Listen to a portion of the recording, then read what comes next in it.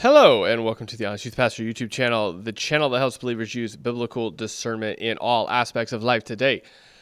I've been talking about doing this video for quite some time, and I just have not had the time. It's been actually incredibly busy at work, and so it's been at least, 3, 4, 5 days? I don't know.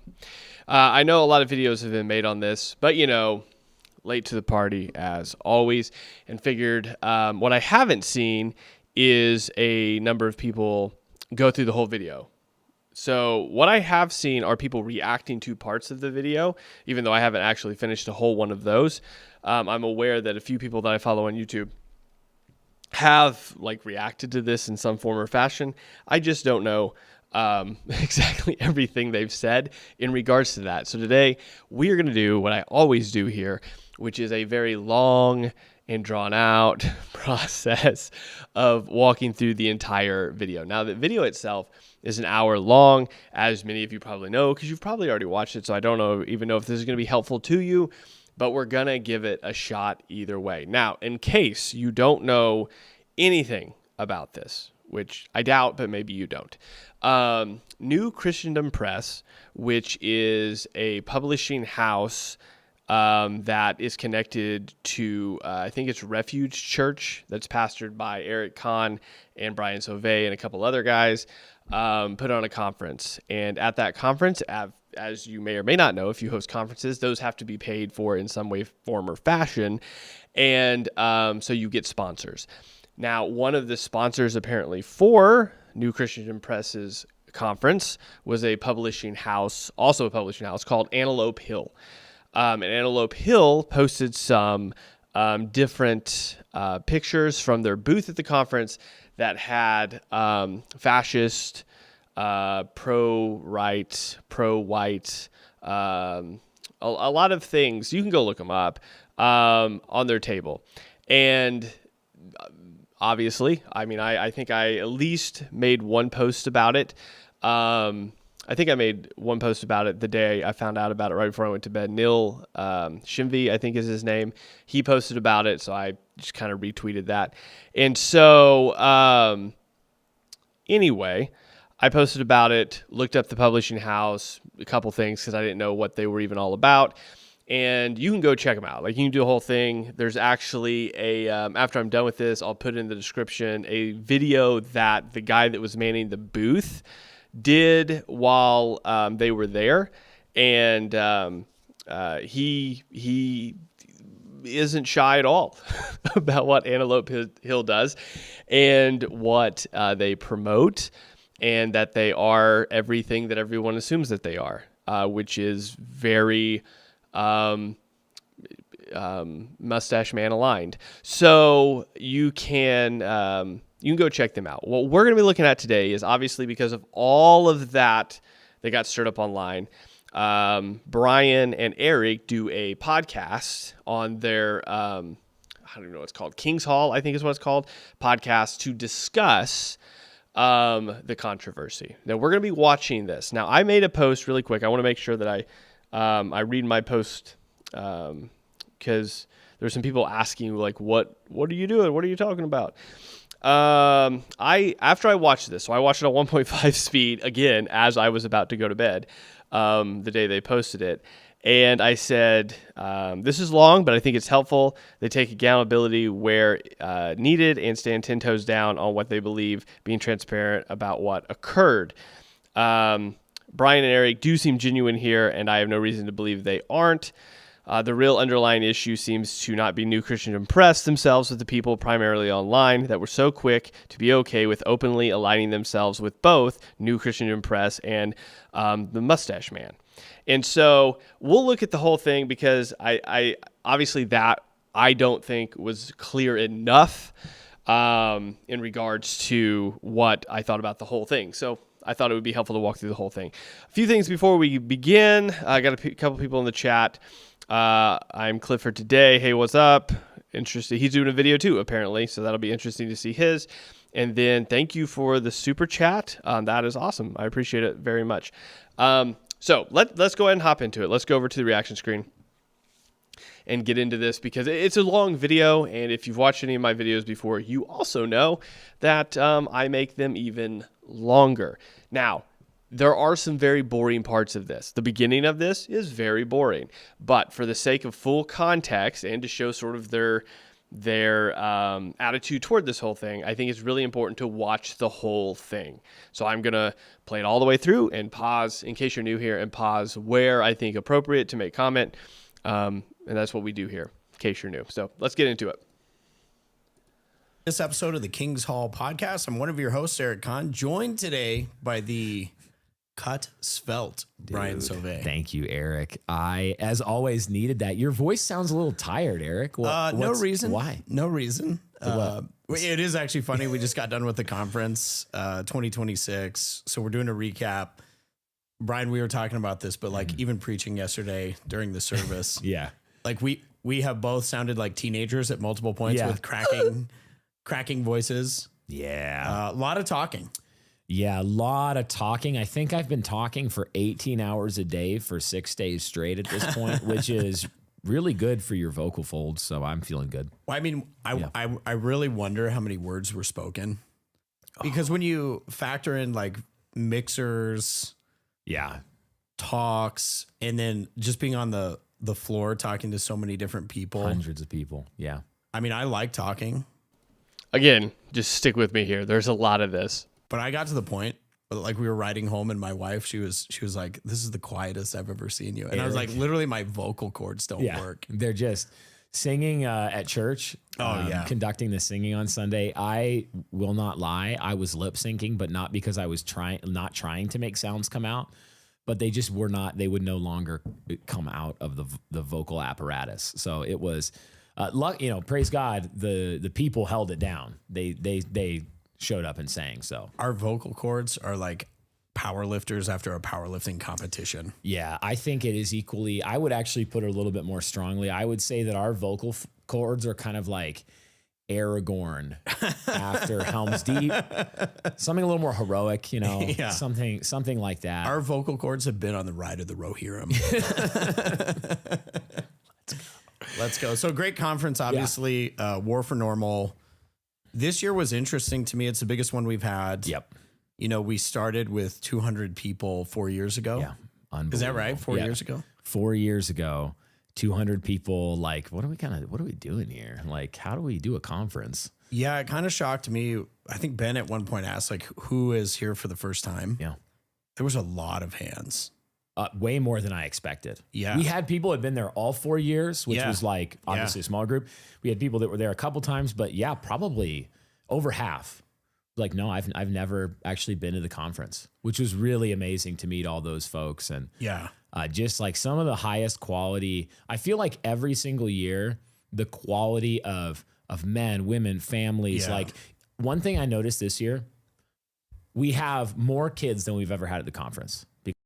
Now, a couple of things on this, right? One of the appeals, I think, I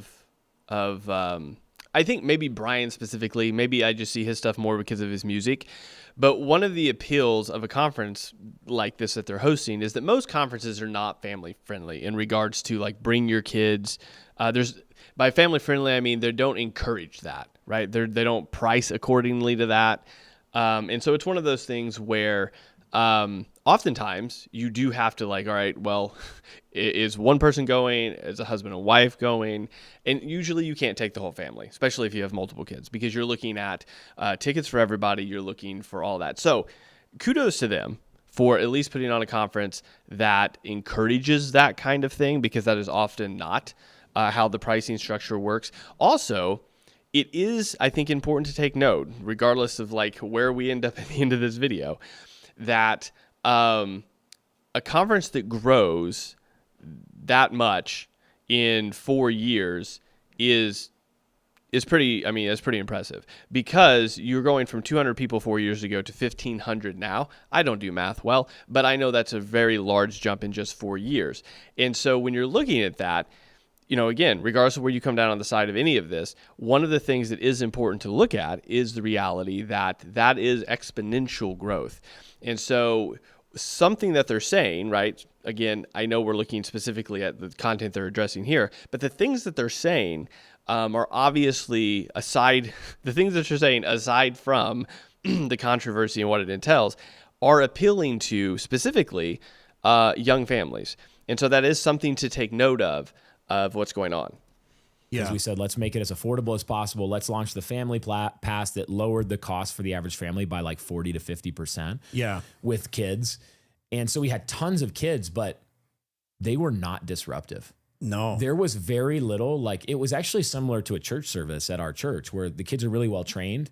And so they don't wild and like run up and down the aisles or anything like that. But it was very impressive. Yeah, and those were, especially when you consider like they were there like 2 full days.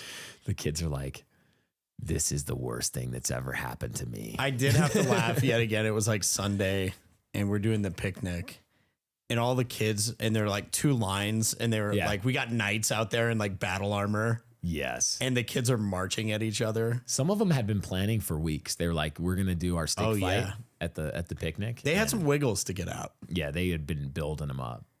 And it was unreal. So thank you to everybody that came, all the families. Like we were just very, very thankful to you guys for being there. Yeah, so Brian, with all that, we had a phenomenal time. Yeah. But a little bit of online kerfuffle that it was kind of interesting. We're closing down the conference like Saturday night. Like everybody is like, this is like what, day 3,000 of the conference, it felt like. When you've been in the preparation too. Oh my goodness. Like the amount of work it takes to pull off something like this with 1,500 plus guests, a ton of auxiliary events. And legitimately, like, just a shout out to our church and all of our people. Unbelievable. So many people put in so many hours of work. And we talked about it the week before as a church, like to be hospitable. Yeah, let's show these people love. To show love to these all these people who traveled. So here's another thing, right? I know we're going to be covering something that everybody, is talking about or was talking about. I guess it's maybe not anymore. But also, there is a particular, again, I think we're going to go over some of the issues here. But there is something to be said about a church culture in which there are people that want to be hospitable, want to host a conference. Because here's the thing. Again, they don't get into a lot of the details, but if you've ever put on anything that is more than 100, 200 people, that takes a lot of hands, especially if you're feeding people, especially if you're hosting people, if you're having to clean and provide a building, if you're doing a picnic like they're talking about. All of these things take a lot of man hours and a lot of time and a lot of energy and a lot of planning. And they don't just go off without a hitch, like just because, everything accidentally falls into place. They take time and energy and effort and a lot of volunteers. And if you don't have volunteers, they take a lot of money. Most conferences lose money. That's just how it goes. If you know anybody that's in the conference industry, especially Christian conference industry, or has ever put one on, they're going to tell you you're losing money. It's not a money maker. It's really networking. It's really about bringing people together that are under a very specific sort of ideology or umbrella or purpose or cause. And they're coming together to network, and you're not making any money. And you're spending a lot of time. As far as like return on investment, there's not a lot there. And so you have, you got to give them kudos in regards to building a culture that enables that to happen to where it goes off apparently pretty well. So many miles to be here with their kids, their families, the number of like 15 passenger vans in the parking lot was inspiring, truly. Yeah, it swelled the population of Utah significantly. So then we see all this going on social media. People were demanding like immediate responses. And we're like literally still in the 3rd hour of talking to people. Like I haven't opened my phone, and we have to prepare for Sunday worship because I'm preaching the next morning. This was the other crazy thing. Like I was just blown away how many people stayed. Like somewhere around 1,400 people for worship. Yeah. Just unbelievable. Yeah. So then people were like, okay, why aren't you responding immediately to this? And we're like, we actually still have to play host and love the people who are here. Yeah. But here we are, we're responding. And so, I just want to ask you about that. What happened for people? A lot of people actually aren't on social media. Yeah, some people will have no idea what we're talking about. Social media can feel like the whole world. It was a good reminder on the Lord's Day yesterday, worshiping with everybody, and then fellowship. I do find that to be an interesting comment about the whole, some people find social media to be the whole world. I think sometimes, look, I'm on social media a lot, quite a bit, more than probably is healthy sometimes. And I see a lot of posts. Now, I don't follow Eric. I follow Brian because of the music. Again, I've posted this before. Stand by it. You can say anything you want about Brian. His music's good. I really like his music. And so what you have, I do see him on a lot. And so I think it's one of those things where this is sort of an ironic comment, I think, coming from both of them, because since then I've looked at Eric's account as well. They're on a whole bunch.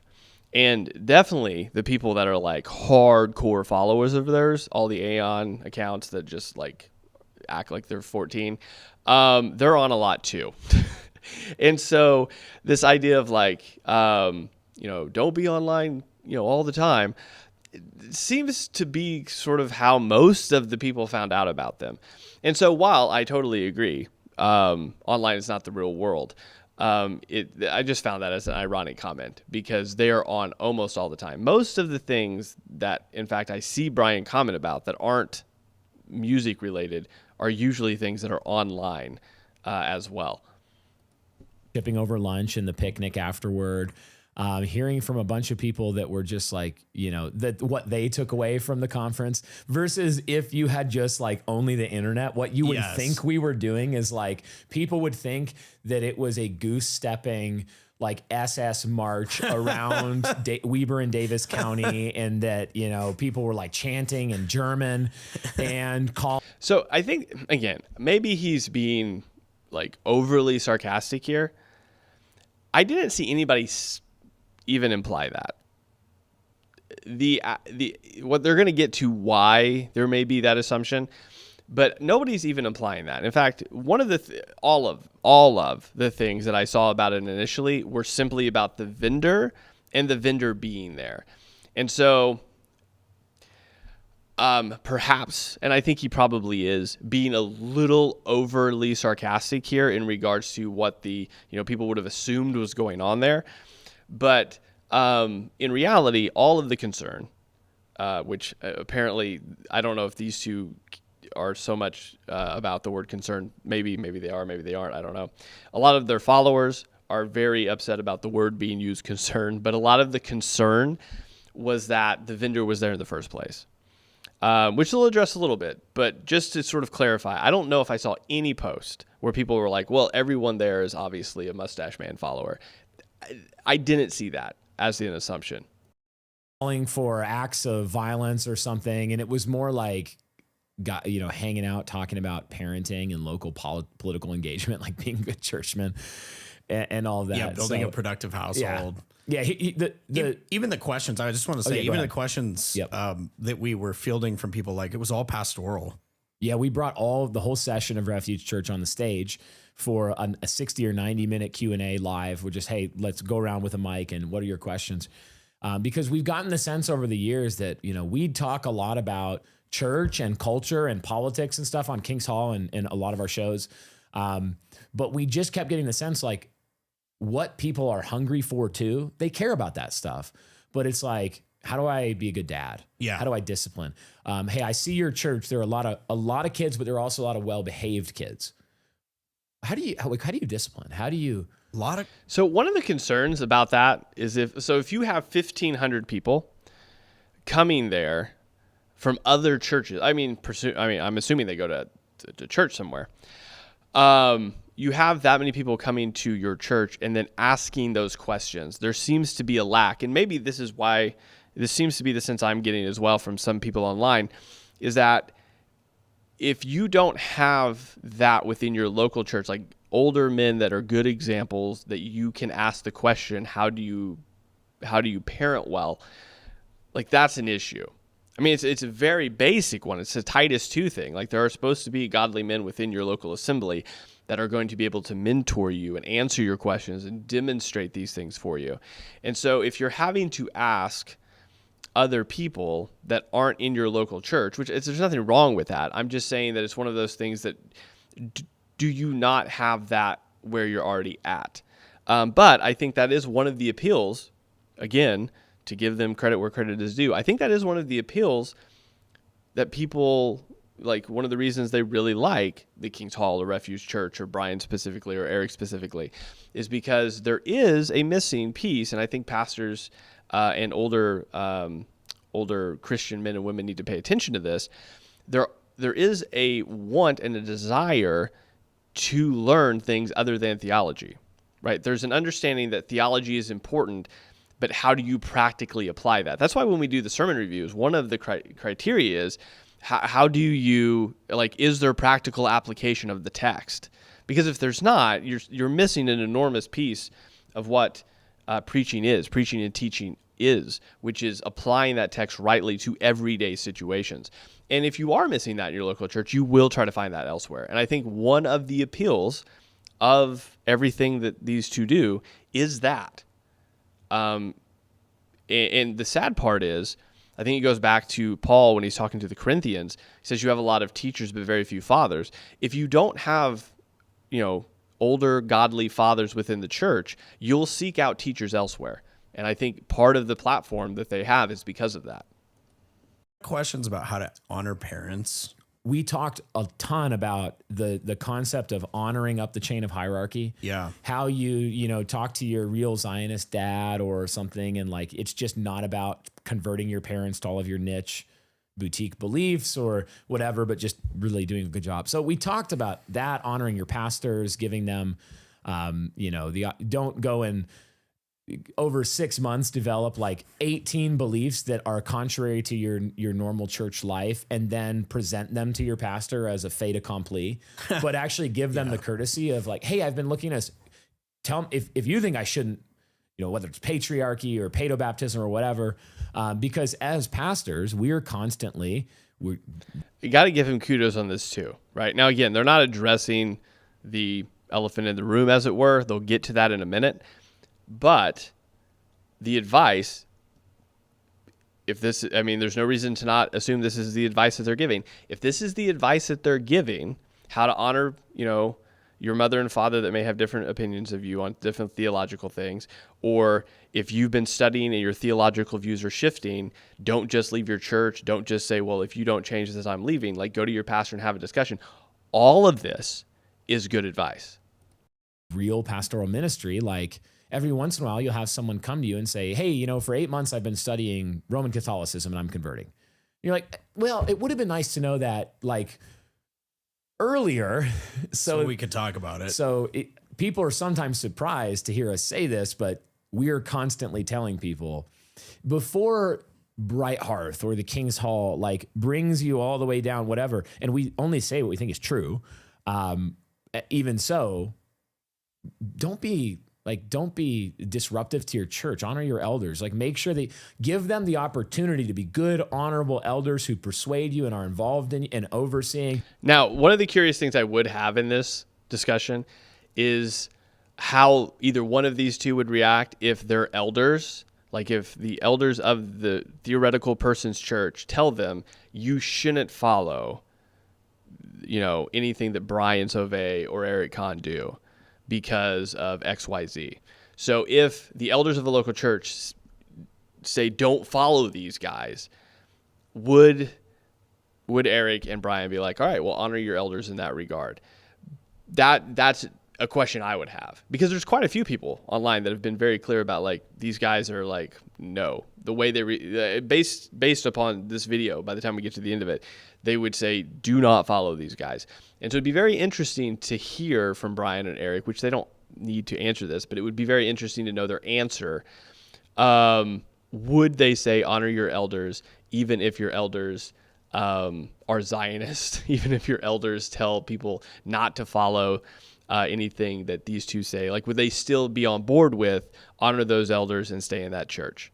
Or would that be like, now that's a no? Like, now don't honor your elders. And then, you can still change your mind on things and adopt new positions and even decide that I can no longer submit in good conscience in a certain church, but do it in the right order, and do it in an orderly fashion that honors the hierarchies God built into the world. So all that to say, the 30,000 foot view of the like smoke bombs that have just been lobbed over the conference online that everyone's freaking out about and demanding denunciations from us and explanations. And so there, first of all, there's why we didn't give you instant internet play-by-plays, because we were busy. Serving people. We were busy. Like, what's really interesting, and again, this is where I think some of their followers come in, and this just came to mind because of yesterday.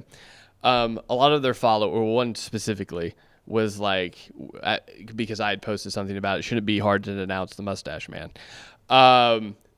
Then goes, well, what about the report that came out of Britain? Literally 24 hours before they made this comment. I haven't had time to read it. I said, well, that's way more important than going after the mustache man people. I submit to you the exact answer that Brian just gave you. I was very busy. So it's just interesting, not necessarily Brian and Eric's thing, but the people that are so like obsessed with them and everything they do. The hypocrisy that's involved. We're busy.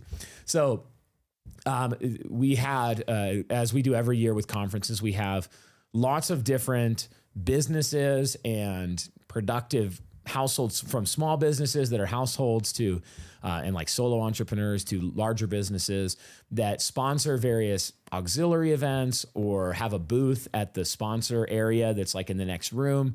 This year we had 52 sponsors in that room, and like, just, man, some high quality, absolutely phenomenal family Christian businesses over there. And we had one sponsor that was there, which was a publishing house. They're called Antelope Hill. And they publish, we'll get into it, they publish varying historical works, a lot of them surrounding political ideology of the 20th century, but a lot of it World War II related. They're republishing controversial banned books type of stuff. They're publishing Hitler's speeches translated into English. They have a lot of different things like that going on. That's the main thing they do. They're not a Christian business. They're actually a secular business. That doesn't mean nobody involved are Christians of varying traditions from what So one thing that's important to note, because that point's important, where he goes, it's not a Christian business, but there are certain people that work for them that come from various Christian traditions. Now, again, the video that I talked about that I'll post in the description afterwards of the guy that actually manned the table, that booth, and then he posted a whole stream before they posted this, he identifies himself as a Christian. He says so within. Now, the reason he seems to identify himself as a Christian has nothing to do with the gospel, and it seems to do very little to do with Christ. But he does identify himself as a Christian, mainly because a lot of the things within Christianity also in line with, I think he said, is like ethno-nationalist ideals, which is a weird take, but whatever. You can go watch that stream. We're not covering that. The question does come to mind, though, is why would they have a non-Christian business there? Now, they'll get into it here in a second about they didn't know a whole lot about them. But it's also a mischaracterization to say that Antelope Hill is only publishing banned books or bringing historic works into English. That's not the only thing. Like, their site specifically talks about them like having a leaning, like they're doing it's not like they're just publishing all sorts of old works or works that are all banned books. It's very authoritarian, fascist leaning books for the promotion of those books, not for educational purposes, but for the promotion of those ideologies. And so that's very important. That's not anything someone's assuming. That is their stated goal. American dissident, I think, is the wordage they use. This idea of they are deliberately reprinting these for the promotion of these ideologies. And so to say that like they just reprint these things and it's for educational purpose, that's not like their stated purpose is that they are American dissidents. And so it's one of those things where, again, whether Brian knew that beforehand or not, or knew that when he made this video, like I would hope that you would look a lot into this company before you made this video, I don't know, though. Again, he stated he's busy. This was posted maybe, I think, on a Monday. And so between how much time did you really have to look into the company between Sunday and Monday? I don't know. The point is their site, as well as the stream that the guy does that manned the table, give a much clearer picture on who they actually are as a company.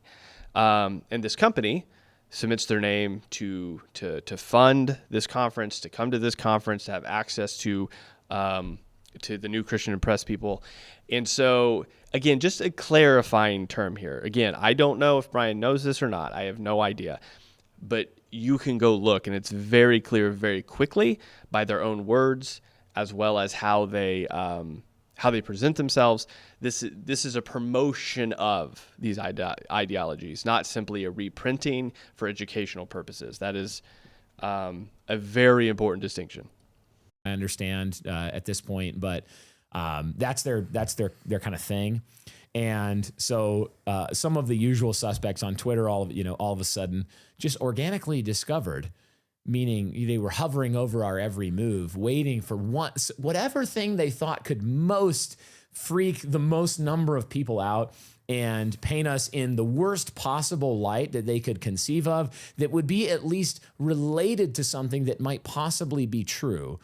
And so they, look at these books that are being sold, Hitler's speeches, and then so that was one aspect of it. Okay, so that's one aspect of it. Before we get on to anything else, so there are probably people that 100% do follow all of their accounts, all of these guys' accounts for the purpose of trying to find something that they do that's wrong. That being said, the guy that manned the Antelope Hill booth specifically noted that part of being at the conference, I guess being at the conference and having a table, is that there were no pictures or videos allowed after the conference started, for the protection of everyone's privacy, which is look, I have been to a ton of conferences. I know less than a handful of people that have put conferences on themselves. That has never been like a thing that they do. Like you want people to take pictures. You want people to post about it. You want people to promote. It's free promotion for your conference. You want people to say how good of a time they had. You want to show everything you're doing. Like it's free advertising. So to have something like that is a weird thing to have. Now, the Antelope Hill guy obviously did not listen to that or somehow found a way around it, but he's the one that posted the pictures, and those posts were discovered by at least an Eli, I don't know his last name, and Neil. Those were the two people I saw post them initially. And so they put it out, and people start asking legitimate questions. Again, not questions to be like, oh, the New Christian guys are a bunch of a bunch of mustache people, but to say that's a little weird, right? That's a weird thing to have at your conference. Now, some of the immediate replies were, well, maybe it's for educational purposes. Like people would automatically came back and say, well, I can't read speeches from a particular time to know the context of them. Again, no one has a problem with reading speeches from a particular time so that you actually know the words used in the context of those words. That's not the stated purpose of Antelope Hill doing what they're doing, though. Okay? And so that's why it's an important distinction.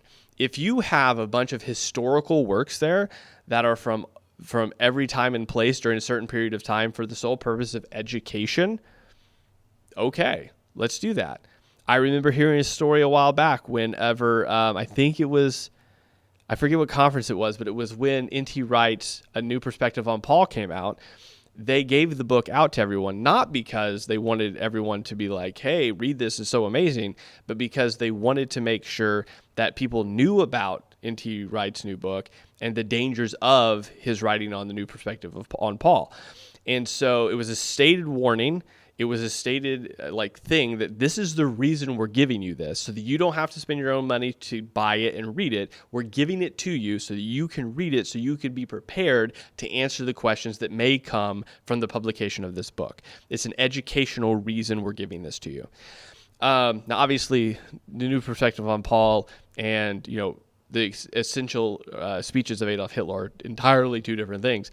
But if you're giving someone something for educational purposes, that's entirely different than giving it to promote a certain ideology. I mean, it's night and day different.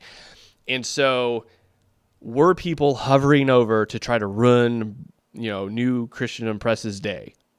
Look, probably. I have people that hate follow me all the time. I'm sure there'll be some comments on here that indicate that exact reality. But by and large, the majority of people that had an issue with the initial posting and go, that's a little strange, aren't existing online for the sole purpose of taking these guys down. There was legitimate questions for why would that even be there? It makes no sense. Like I Googled a couple of the books and the pictures. None of them are good. Again, if you want to use them from educational purposes to see the mindset of how people got there, how the country was able to go down a particular route, what particular ways others were talked about, all of these things are helpful, but it's one of those things where you do have to, it's not someone trying to ruin your day. It's someone saying, okay, at least answer what's going on. Now, they are going to get to that. But again, I think it's important. How you're framing this is really important.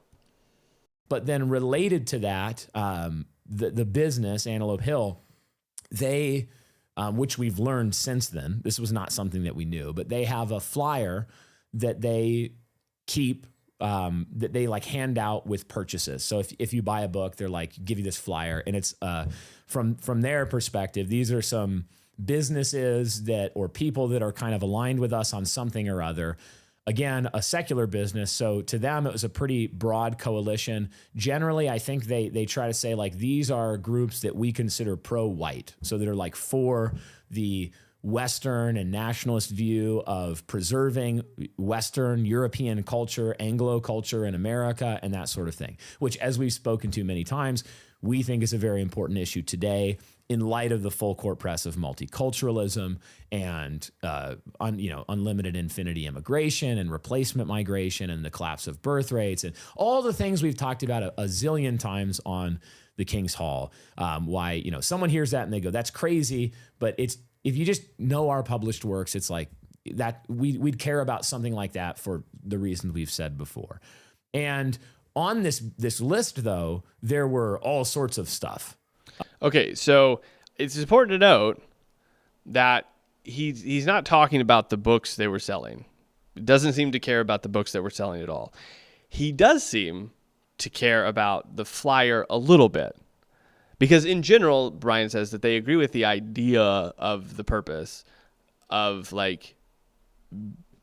of what they're going for with the flyer. There are a couple things though that he says that he doesn't like.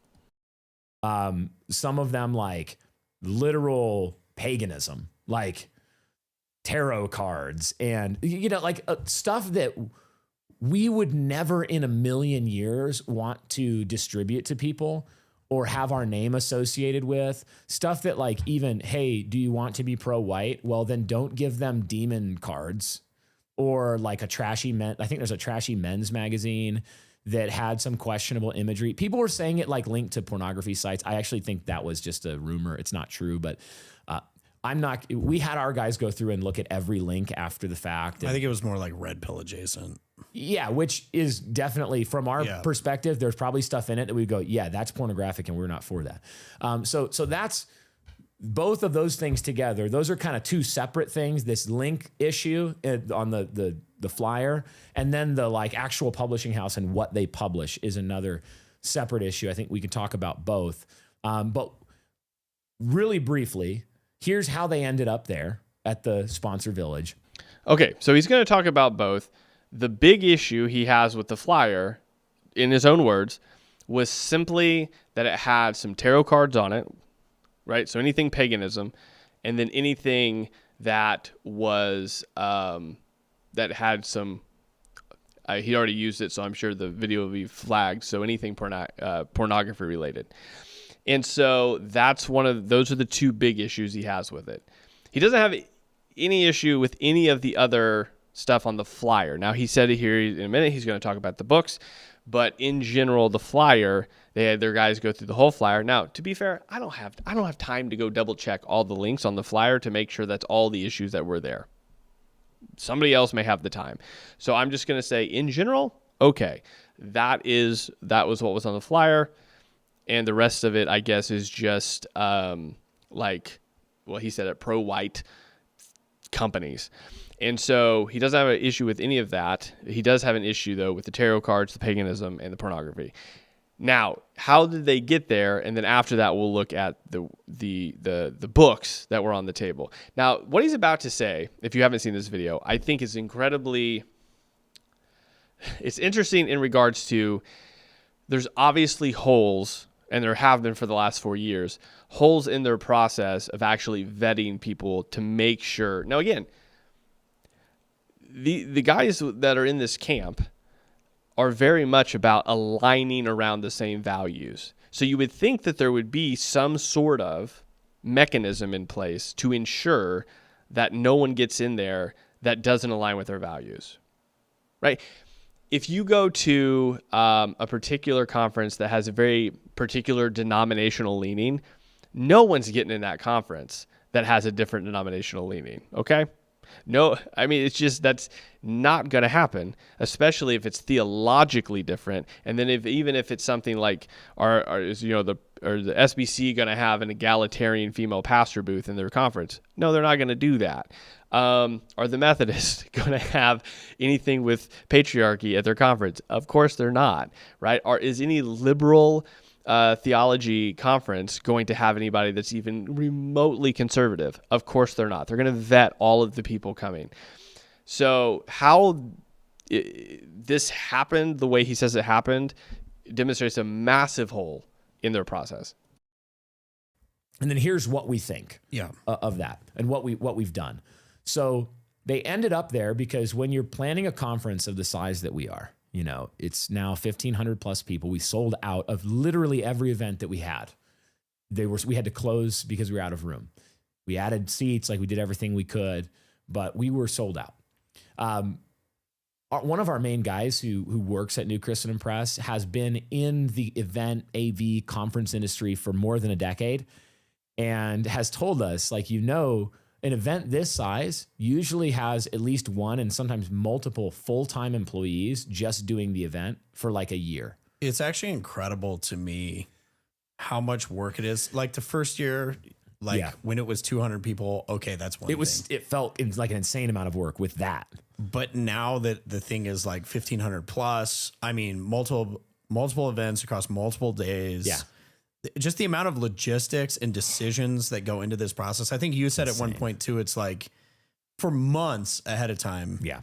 You have 20 decisions a day. Yeah. That you're trying to sort through. AV decisions, graphic design decisions, marketing decisions. So it sounds like they should have listened to the guy that knows what he's talking about, right? I mean, if you have a person that says, hey, usually it's one person's entire job to do this for a whole year. Sounds like you should have listened to that guy.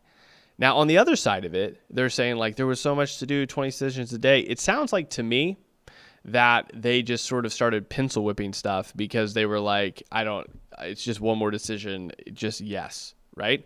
That's what it sounds like. It sounds like a group of people that were overwhelmed by the amount of work it was taking to do a project they were wanting to do on top of all the other projects they have, right? Him and his wife have a podcast. They have this podcast. He's pastoring a church. I'm sure that pastoring a church obviously comes with sermon writing. It comes with discipleship. It comes with counseling. It comes with all sorts of going to the hospital. How this man has time to breathe, I don't know. And so it's one of those things where it sounds to me like he was so busy, or they were so busy, or whoever's decision it was to make this decision was so busy that they were just sure, why not? Right? Assuming, again, I'm taking them at their word on all of this. So assuming that it's exactly how they're telling it, that sounds exactly like what happened. They were overwhelmed, and because they were overwhelmed, they got really sloppy on some stuff. That's what it sounds like. We had a golf tournament, a full golf tournament with 60 participants. We had a full games competition with preliminary applications and a whole different venue. Which, by the way, was legit. I mean, the golf tournament, I'm not going to say who won. It was our team. So just It was the meme. Obama crowning actually, Obama. yeah, we had somebody post where like it was Brian giving Brian an award at the award And it was ceremony. pre-cut, Brian. That was pretty diabolical. Actually, this was a huge miss on the conference. Yeah. The number of photos of us that are old that were used that is like pre-cut Brian. Yeah, it was good for me to say, hold the line. hold the line. You can't go back. Maintain, dude. After seeing that. Sorry to interrupt, Yeah, so but anyway, in the course of a conference, the logistics are insane. I'm not, complaining. It just is what it is. It's worth the effort, but it's huge. We have, dozens and dozens of volunteers on taking security seriously for our attendees, protecting them physically, in setting up and tearing down and being good guests at the conference center and not trashing their facility, in making sure everybody knows where to go, getting the emails, getting registration, like all of this stuff.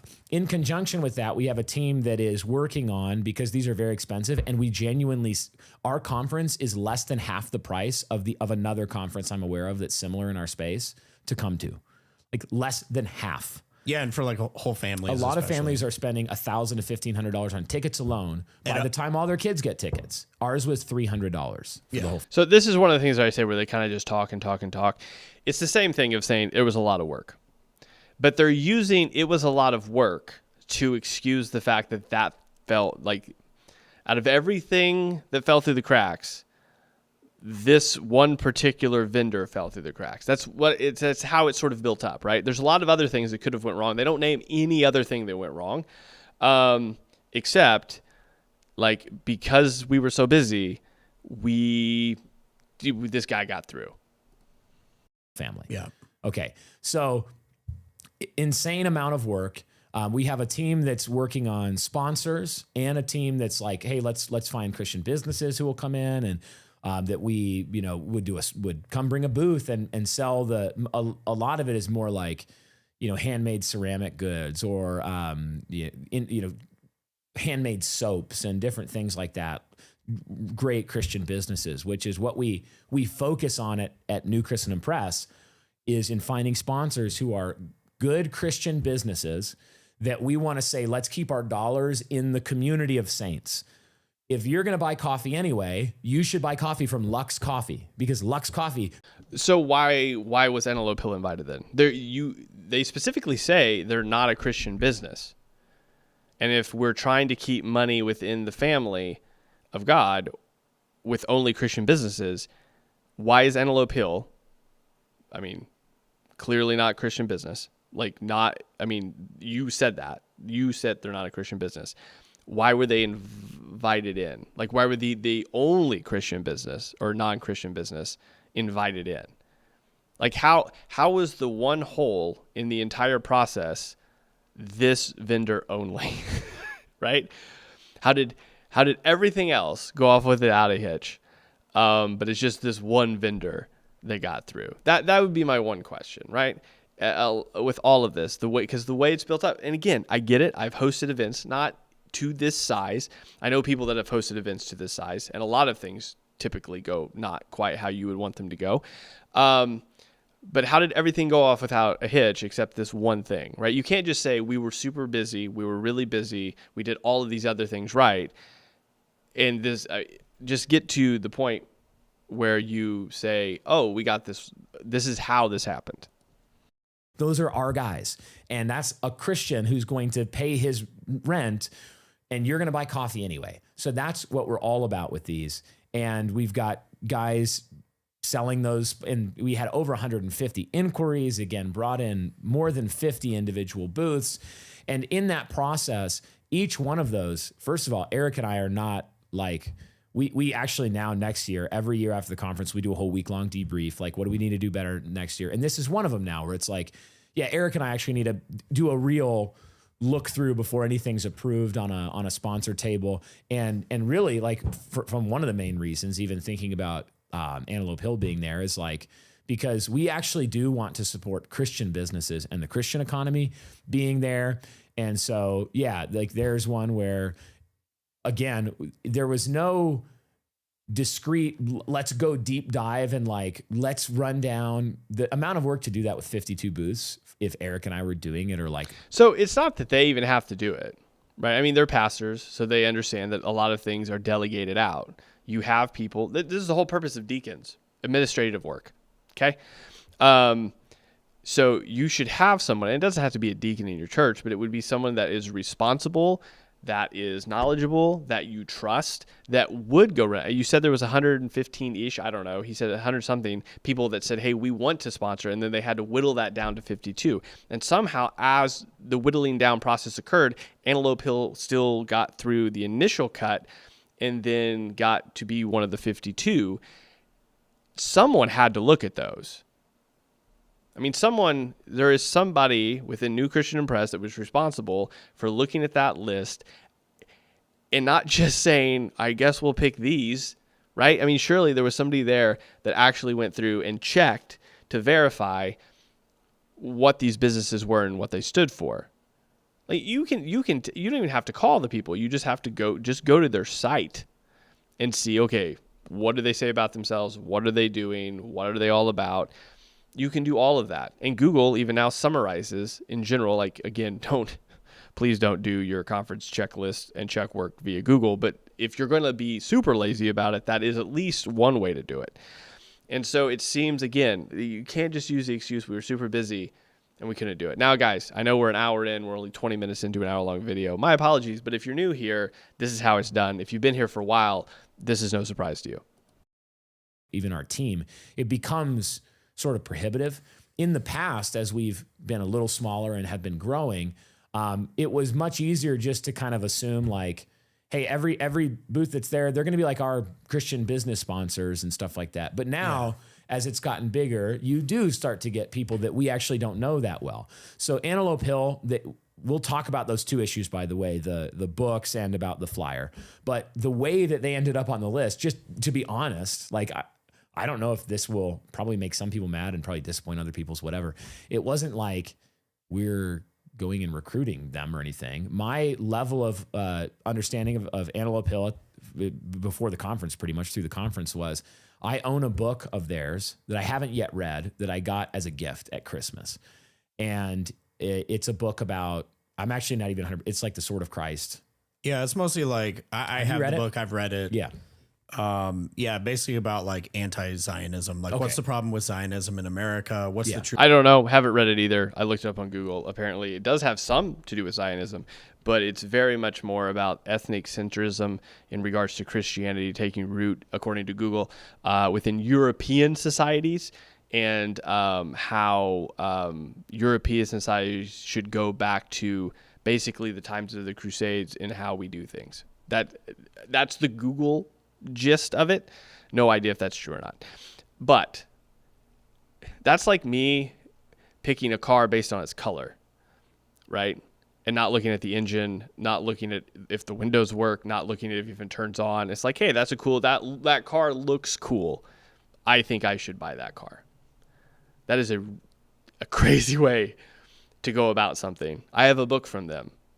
Sure, we should have them as a sponsor. I haven't even read the book, but we should have them as a sponsor. And again, he acknowledges that some people are going to be disappointed in that or mad about that. Rightfully so, because that is a really crazy way to decide who is there.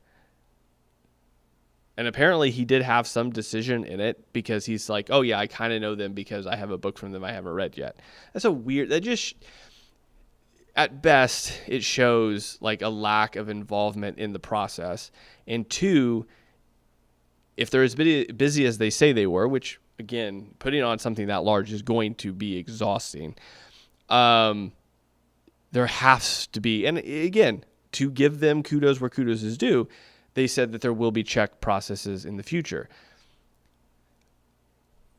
It's good that you're learning from your mistakes, but you already had a guy that says, oh, like, we should have been doing this the whole time. So it's just a matter of, it's just weird. This is the reason for, oh, they happen to be there. Truth Behind the Movement, John Nelson Darby. Okay, yeah. That sort of thing. So I have that book on my shelf, and I intend to read it. It looks like a good book and an interesting book. And like many other books, a book that you go through and you say, like, weigh the different aspects of it and say, this is interesting, informative, what's true, what do I agree with, what do I disagree with? You know, just a normal book. And I was aware that they did that.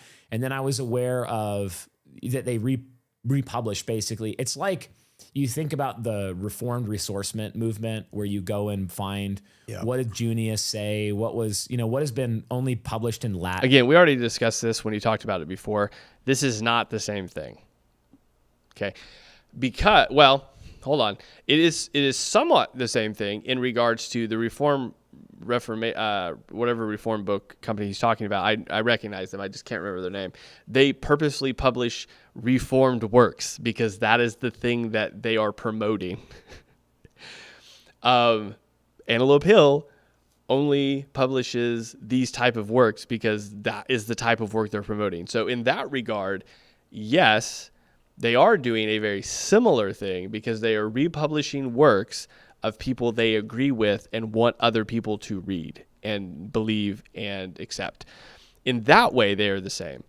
But they are not the same in regards of they're just simply bringing things to you and saying, hey, read this and, draw, just educational. That's not what they're doing.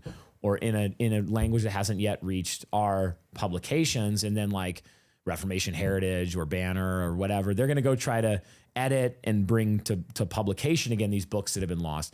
And I was aware that they kind of did that with like, I think I had seen something related to the Spanish Civil War, but then also a lot of like what did Hitler say? What actually happened in the Third Reich? So he did see. He knows it's pro Mustache Man. Like he knows that. I mean, he said pro and then he diverted, but it is pro. It is very much for that. Was the economic reality? What were the speeches being given in their actual content? And so that was pretty much the level of awareness. And then at some point they were on our list, and it was like, there you go. Yeah, I think we had maybe like 150 companies reach out. You got 52 spaces. And a lot of those just didn't end up through it. I think the other thing to say too, as we're going through this, like we take full responsibility for the people that are there. Okay, so here's the thing. When I said, however I worded it before, hold on. Where's my mouse? Okay. Let me go to my profile because I want to make sure. I read it at the beginning and I have literally forgot my own words. When I said it's long, but it's very helpful. They take accountability where needed, right? This is what I'm talking about. They at least take accountability for saying, hey, we're responsible for everybody that's there. They could have easily thrown whatever person does the list under the bus. They do they do say, hey, we're at the top of the chain here. We're the one that ultimately is responsible for it. It is our bad that this got through. Okay? That's what I mean by they take accountability for it. Now, they seem to only take accountability for it in regards to the things they disagree with, which were the paganism and the pornography. The rest of it, they don't really take accountability for, right? And they don't think they need to take accountability for it because they don't find it to be problematic. Now, I guess it matters, at this point, surely they know what Antelope Hill stands for. But at least they take accountability for it. Now, I also said they stand 10 toes down on what they believe and being transparent about what occurred. They're not, what I meant by that is they're not trying to hide it, right? It is helpful to know what they actually believe, which again comes back to what I said before. It'll be very interesting when they say, hey, listen to your elders. If the elders say, hey, you shouldn't listen to Brian or the guys from New Christendom because of the things they do stand 10 toes down on. So from what I get from one of the tweets that Eric put out, he would assume that if your elders tell you not to listen to him, then they're leading you straight to hell. I don't want to misquote him. You'll have to go look it up. I'm not going to spend the time. We're already really far into this video, but it was something along those lines. Let's get back to the video though. Every one of them. I'm not trying to throw our staff on it. This is just here's a hole in our process in saying we actually as we've gotten bigger now, we're going to make sure we look at everybody here. So let's just, I think, talk about those two issues with Antelope Hill and what we actually think about them. And again, our goal is literally, this is going to sound crazy. Our goal is just to tell you the truth about what we think about various things. Which, again, admire that. Definitely disagree with them. But you have, if I'm going to give kudos to people for at least being honest, I'd rather you be straightforward with it than trying to hide it. Which is kind of what we do here at the King's Hall. And it often gets us in trouble. Like, we had a recent clip about Black culture, which was very popular in the Black community. And popular in the sense that a lot of people in the Black community shared it, which I took to mean popularity.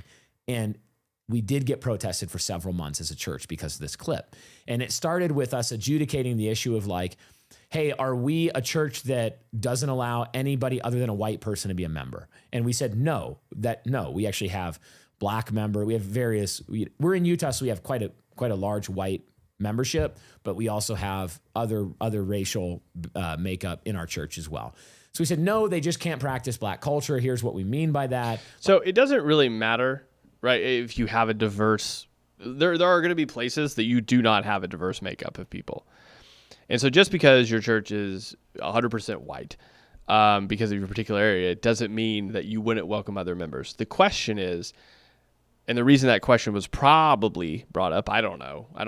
Again, I have very little to do with these people outside of Brian's music. But my assumption is the reason that may have been brought up was because there was already people asking the question of, like, where do you guys land on the whole race thing? Because that wouldn't even be a question. I mean, for a normal church, that's not even a question.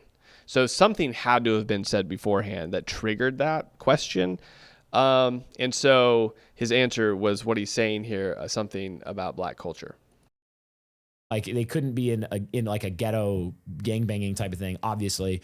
So that was like a 60-second moment in a whole episode, and then people freaked out about it. But what that was is just we were telling the truth about, and if you actually know the state of the discourse right now, what I just said would be controversial among some right-wing circles for not being pro-white enough. It would be controversial in many more circles for being allegedly racist or, whatever scary word you want to throw at us. But we try to just tell you what we actually think. Yeah. So what do we actually think about those two issues, starting with the project of publishing? Okay, so basically he tries to intro the clip or talking about the publishing by saying, yeah, we're not that because we would allow somebody to come in that was of a different race. They would just have to not act like the stereotypical people they come from, basically.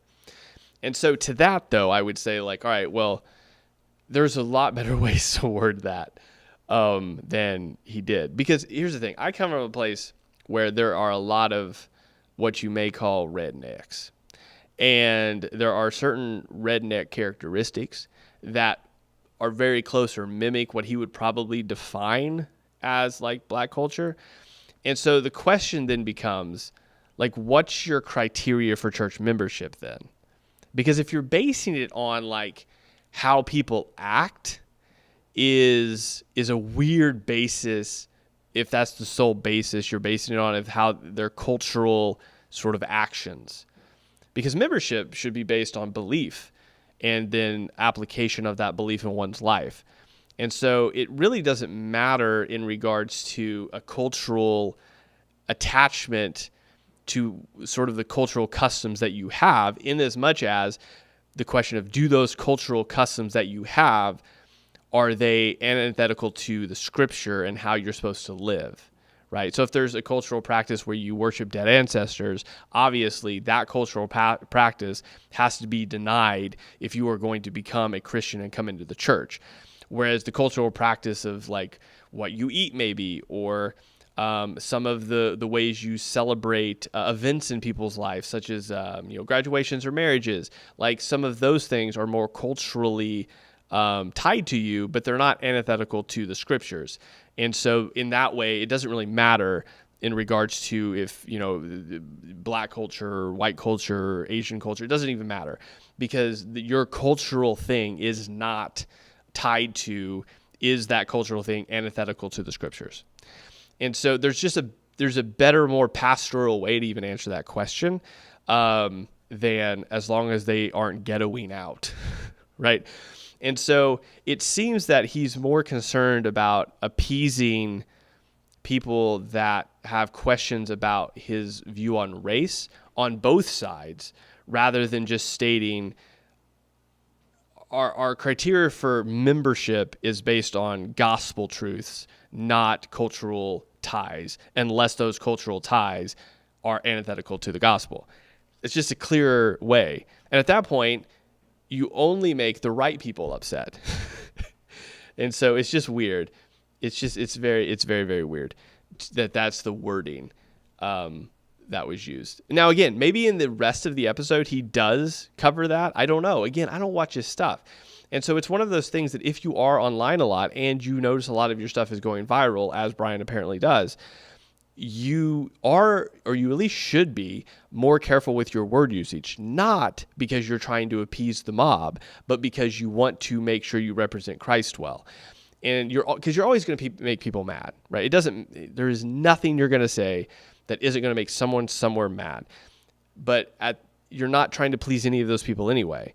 You're trying to honor Christ and be an ambassador well for the kingdom. If that makes people mad, fine. But at least your grounding and foundation and roots are in the gospel, and you can't be accused of anything but that. Like if you call me like you're too much of a Christian because you did it, fine, okay. It's where you're grounding and how you word it that matters. Hitler's speeches, historical ressourcement from World War II. Now, we've talked about this a lot, that World War II, both world wars really, much of the 20th century, but World War II especially, has come to be, in a certain telling of it, the founding myth of the liberal order that arose in the late 1940s and on down to today. Now, I'm going to let him just keep going because he goes on for a second, but I want to say something before he gets into this. The framing is that it is the telling of the history that he's concerned of. And so he wants to make sure people have access to works that give primary source, that he provides primary source works to people so they can read the words of the people themselves rather than being told what other people say. And so that's fine. But again, understand, Antelope Hill is not publishing works for the purpose of context. Their stated purpose is to be dissidents. They're not doing this for educational purposes. They're doing it for the promotion of the ideology. And so if Brian's whole purpose is to make sure people are educated, there's an entirely different way to go about this video. To say, hey, I understand they're not for education, and it's our bad for letting that slip through. We take responsibility for letting that slip through.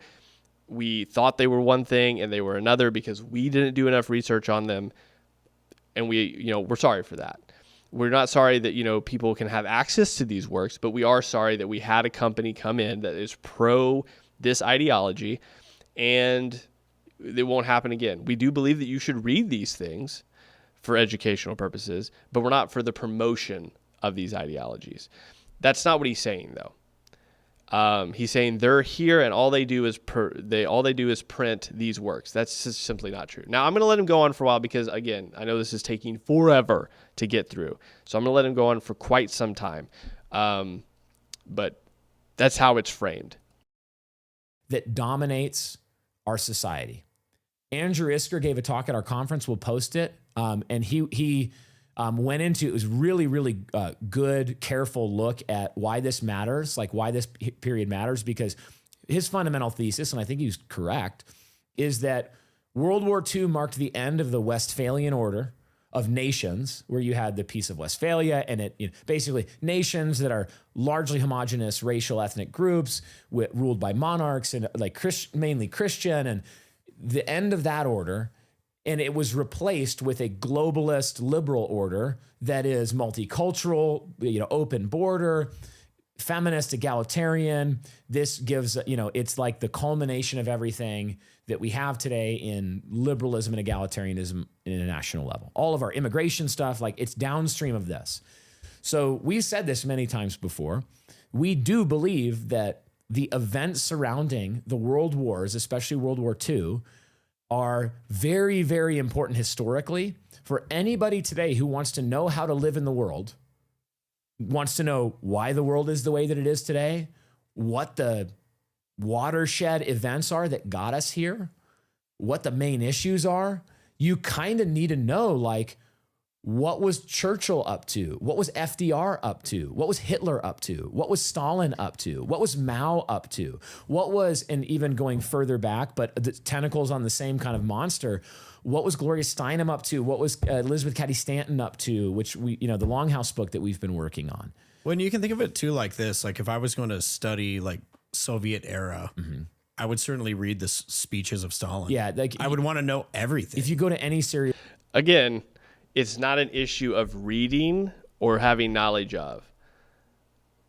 It is the promotion of, and that's not what's being dealt with, right? They would not have, and if it would have happened, right? Let's say something comes through and a egalitarian company gets through because it falls through the cracks, and they're there.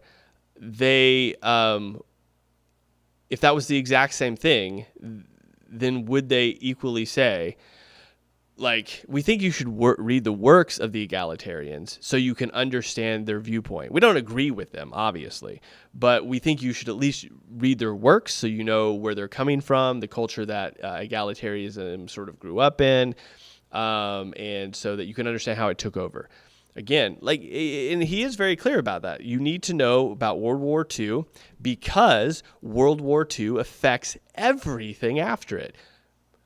100%. No, I don't know anybody that disagrees with that statement, but that's not the overarching sort of call being raised here. It isn't you can't know anything about history or you shouldn't know anything about World War II or what came from it, right? We have most of progressive theology comes because of the way that exegesis and the Bible are viewed after the fact of World War II. And so you have a lot of terrible things come from the results of World War II. Don't disagree with that. That's not sort of the elephant or antelope in the room, as you would say. It is a company that gets through the cracks that is pro the promotion of these ideologies. That's the issue. Now, again, I'm glad that they take accountability for the fact that this company it slipped through the cracks. They didn't know a whole lot about them beforehand. They know more about them now.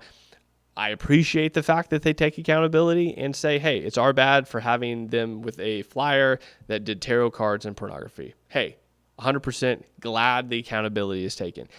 But the way this is being framed is we want people to have historic works. Fantastic. That's not what the company is about, right? Just as there's another way to word, do you allow black membership? There's another way to word that's far more pastoral and far more frankly honest than just saying like, well, this culture comes along with it. In the same way, there's another way to word, we dropped the ball here, and this is what we do believe, and this is what we don't believe about, this is how we do align with the company and how we don't align with the company. That's not what we're getting from this, though.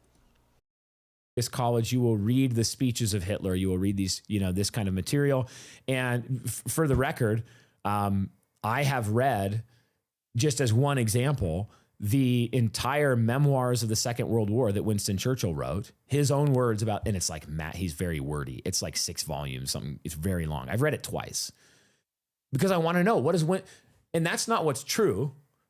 It's what does Winston Churchill think happened? Yeah. Very helpful to know that. So when I read The Last Lion, the 3-volume autobiography of him, and I've read 3 to 4 biographies of Churchill.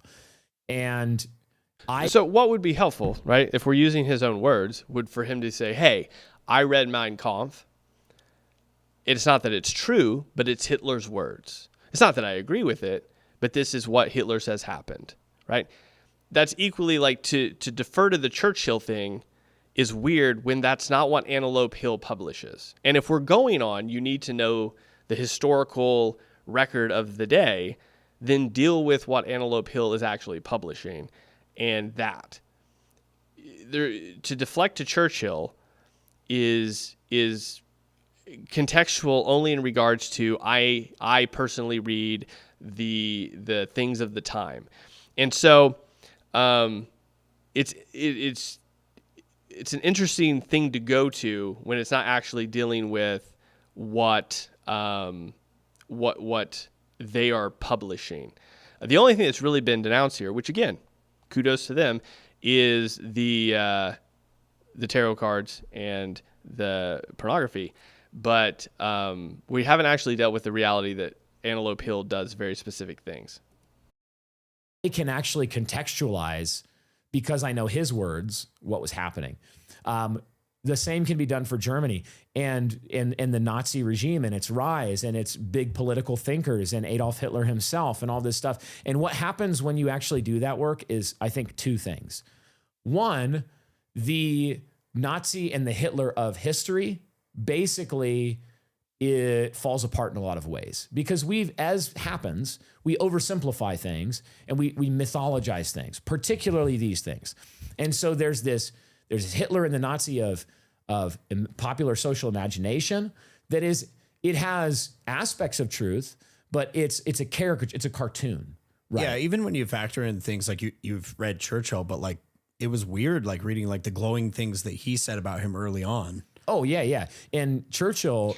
And now again, to their credit, this is something that everyone should do. Now, do you have time to do it? You should probably make time to do it, because history is almost always oversimplified. If you talk to any sort of anthropology major or historical major, or people that have actually, like, that is their job, they will tell you that there's not usually like a black and white answer, that there are lots of things that progress through history that affect each other. And if like one of these things would not have happened, then the things that come after it would not have happened either.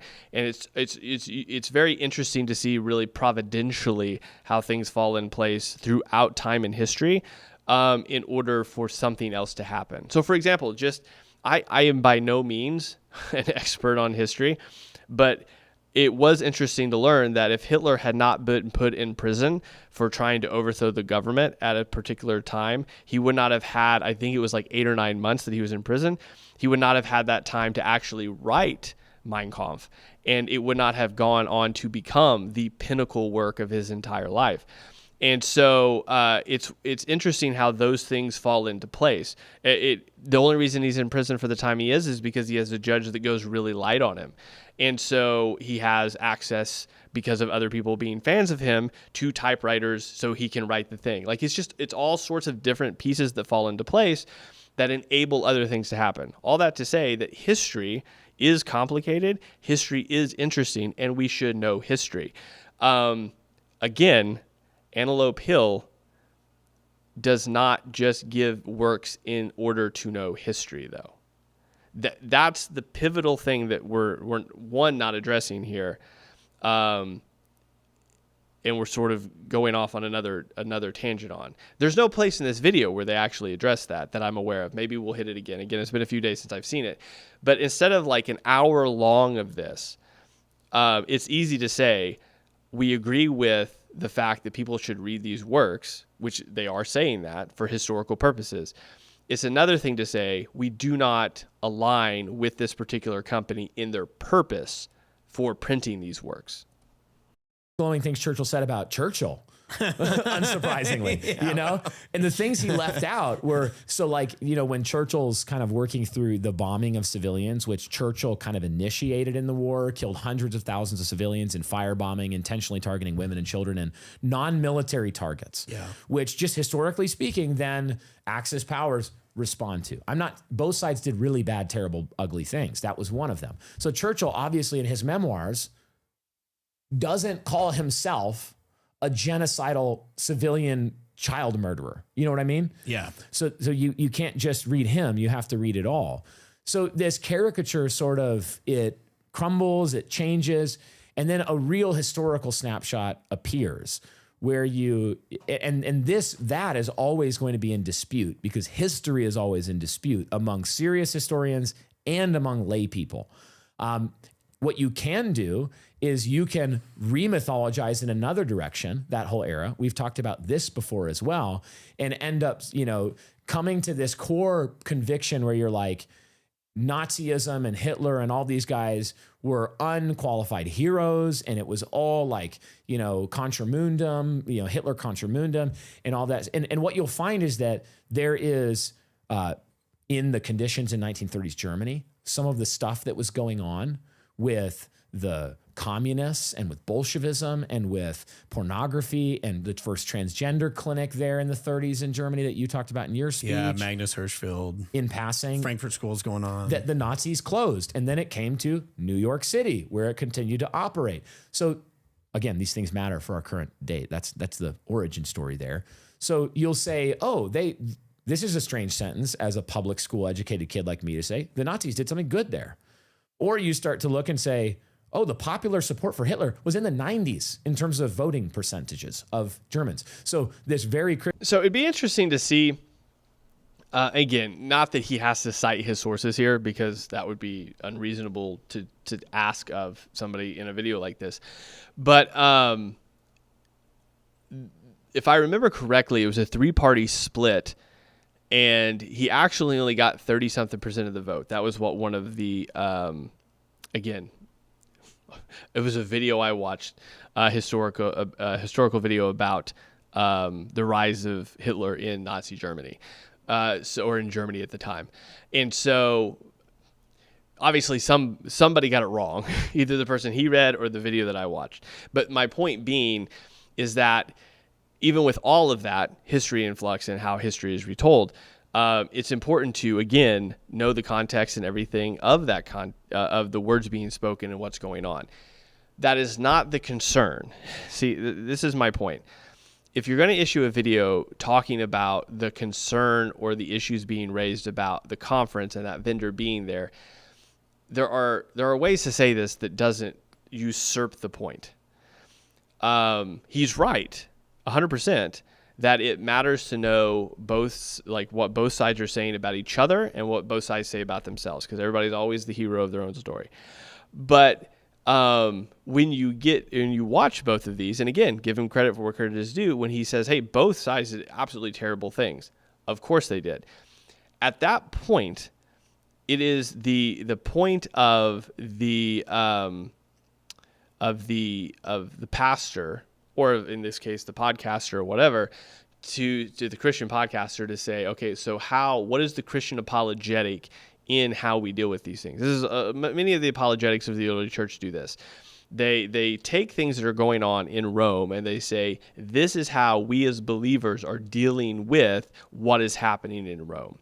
And so this is how they decide early on. These are some of the earliest apologists, that they are nonviolent. This is also how they explain to the empire why they're taking babies off the sides of cliffs that are abandoned.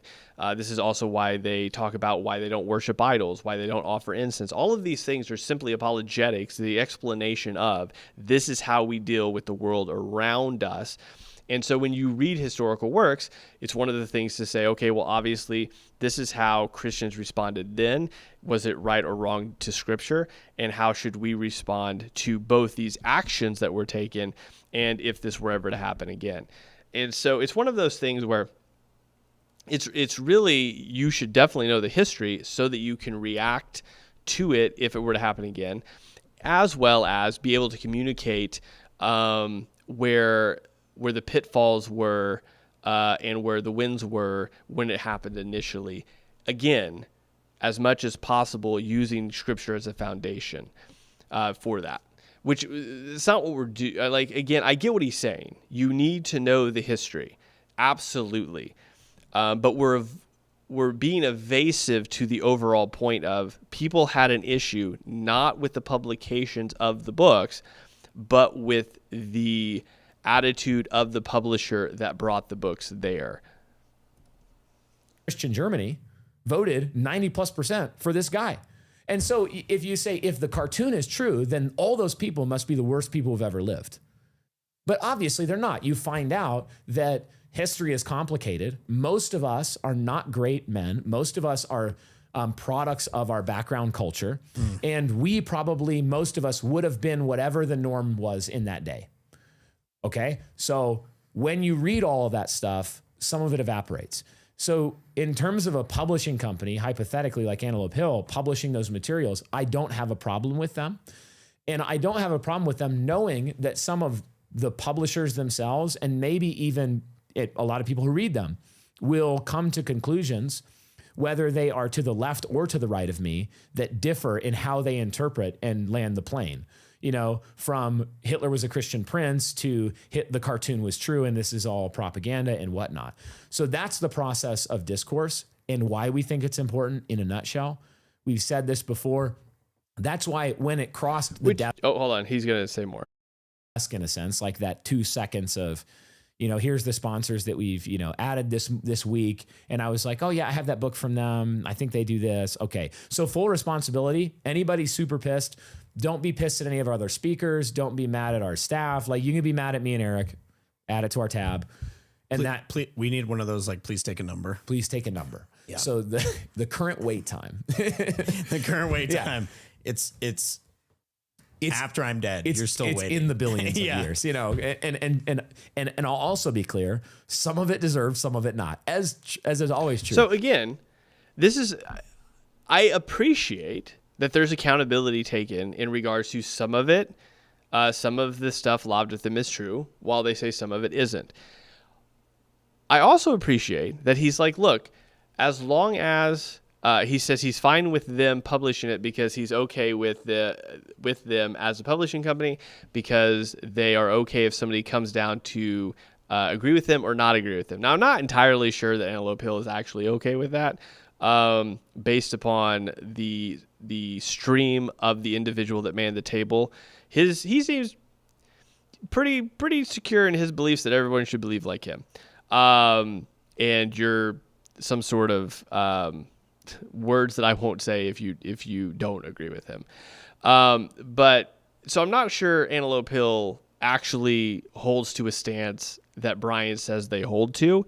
But at the same time, I think it's a bit hypocritical in the sense that he would probably not say the same thing and again, we'll just use this example because we used it before, of an egalitarian publishing company coming in and doing the same thing. Would he say if an egalitarian publishing company happened to fall through the cracks and they get there and they're passing out patriarchal stuff and pro-egalitarian stuff, and they're like, look, we're cool if you come down with us or if you stay patriarchal, but it's just we want you to read the material, even though we definitely want you to become egalitarian. Would that still be the same stance? Now, I know it's not apples to apples there, but the point being that I don't, given what I've seen before, I don't think he would be okay with that, and he shouldn't be okay with that. That's my point, is that the company being there, even if the company is okay with you coming down on either side of it, there's 2 knocks against them already, according to his own standard. 1, they're not a Christian company, so they probably shouldn't be there in the first place. 2, they're not passing these materials out as just educational. They're doing it for a stated ideological purpose. And so those 2 knocks enough should be like, look, I get what you're doing. I don't even have a problem with you passing things out for educational reasons, but you don't align with us, and so you shouldn't be here, and I don't want you here. That's where we're not coming. That's where we reach different conclusions. So hold on, let's get back to it, because again, we're only halfway through, and I'm sorry, guys. I talk a lot. I am neither as bad as the people who hate me think I am in some way, in the ways that they think I'm bad, nor as good as the people who like me think I am in the ways they think I'm good. The Lord knows I'm comfortable. I told everybody, as this was blowing up, the two people I care about, I care about what God thinks, and then I care about what the Session of Refuge Church thinks, and it's in that order. And obviously my wife and the people and what that represents, but I don't care what the marionette, controversy. Hey, we actually agree on this. There's about 6 people I care about their opinion, and the rest of you can go kick rocks. Right? So, I mean, we agree on that. I mean, and to be fair, it's basically the same. It's the same sort of mentality. I care about what God thinks. I care about what my elders of the church think. I care about what my family thinks. The rest of you, you don't have any real say in it. And nor do I expect, let's be clear, if you've made it an hour and a half into this video, I don't expect you to care what I think. This video is just me going through going, hey, these are the things that like I would definitely do this differently. I would definitely handle this in a different way. Brian and Eric and New Christian Press can do whatever they want, believe whatever they want. The question is that they have like a lot of influence though. And so it's one of those things where what they do say does affect people. Now I've tried to be as clear as possible.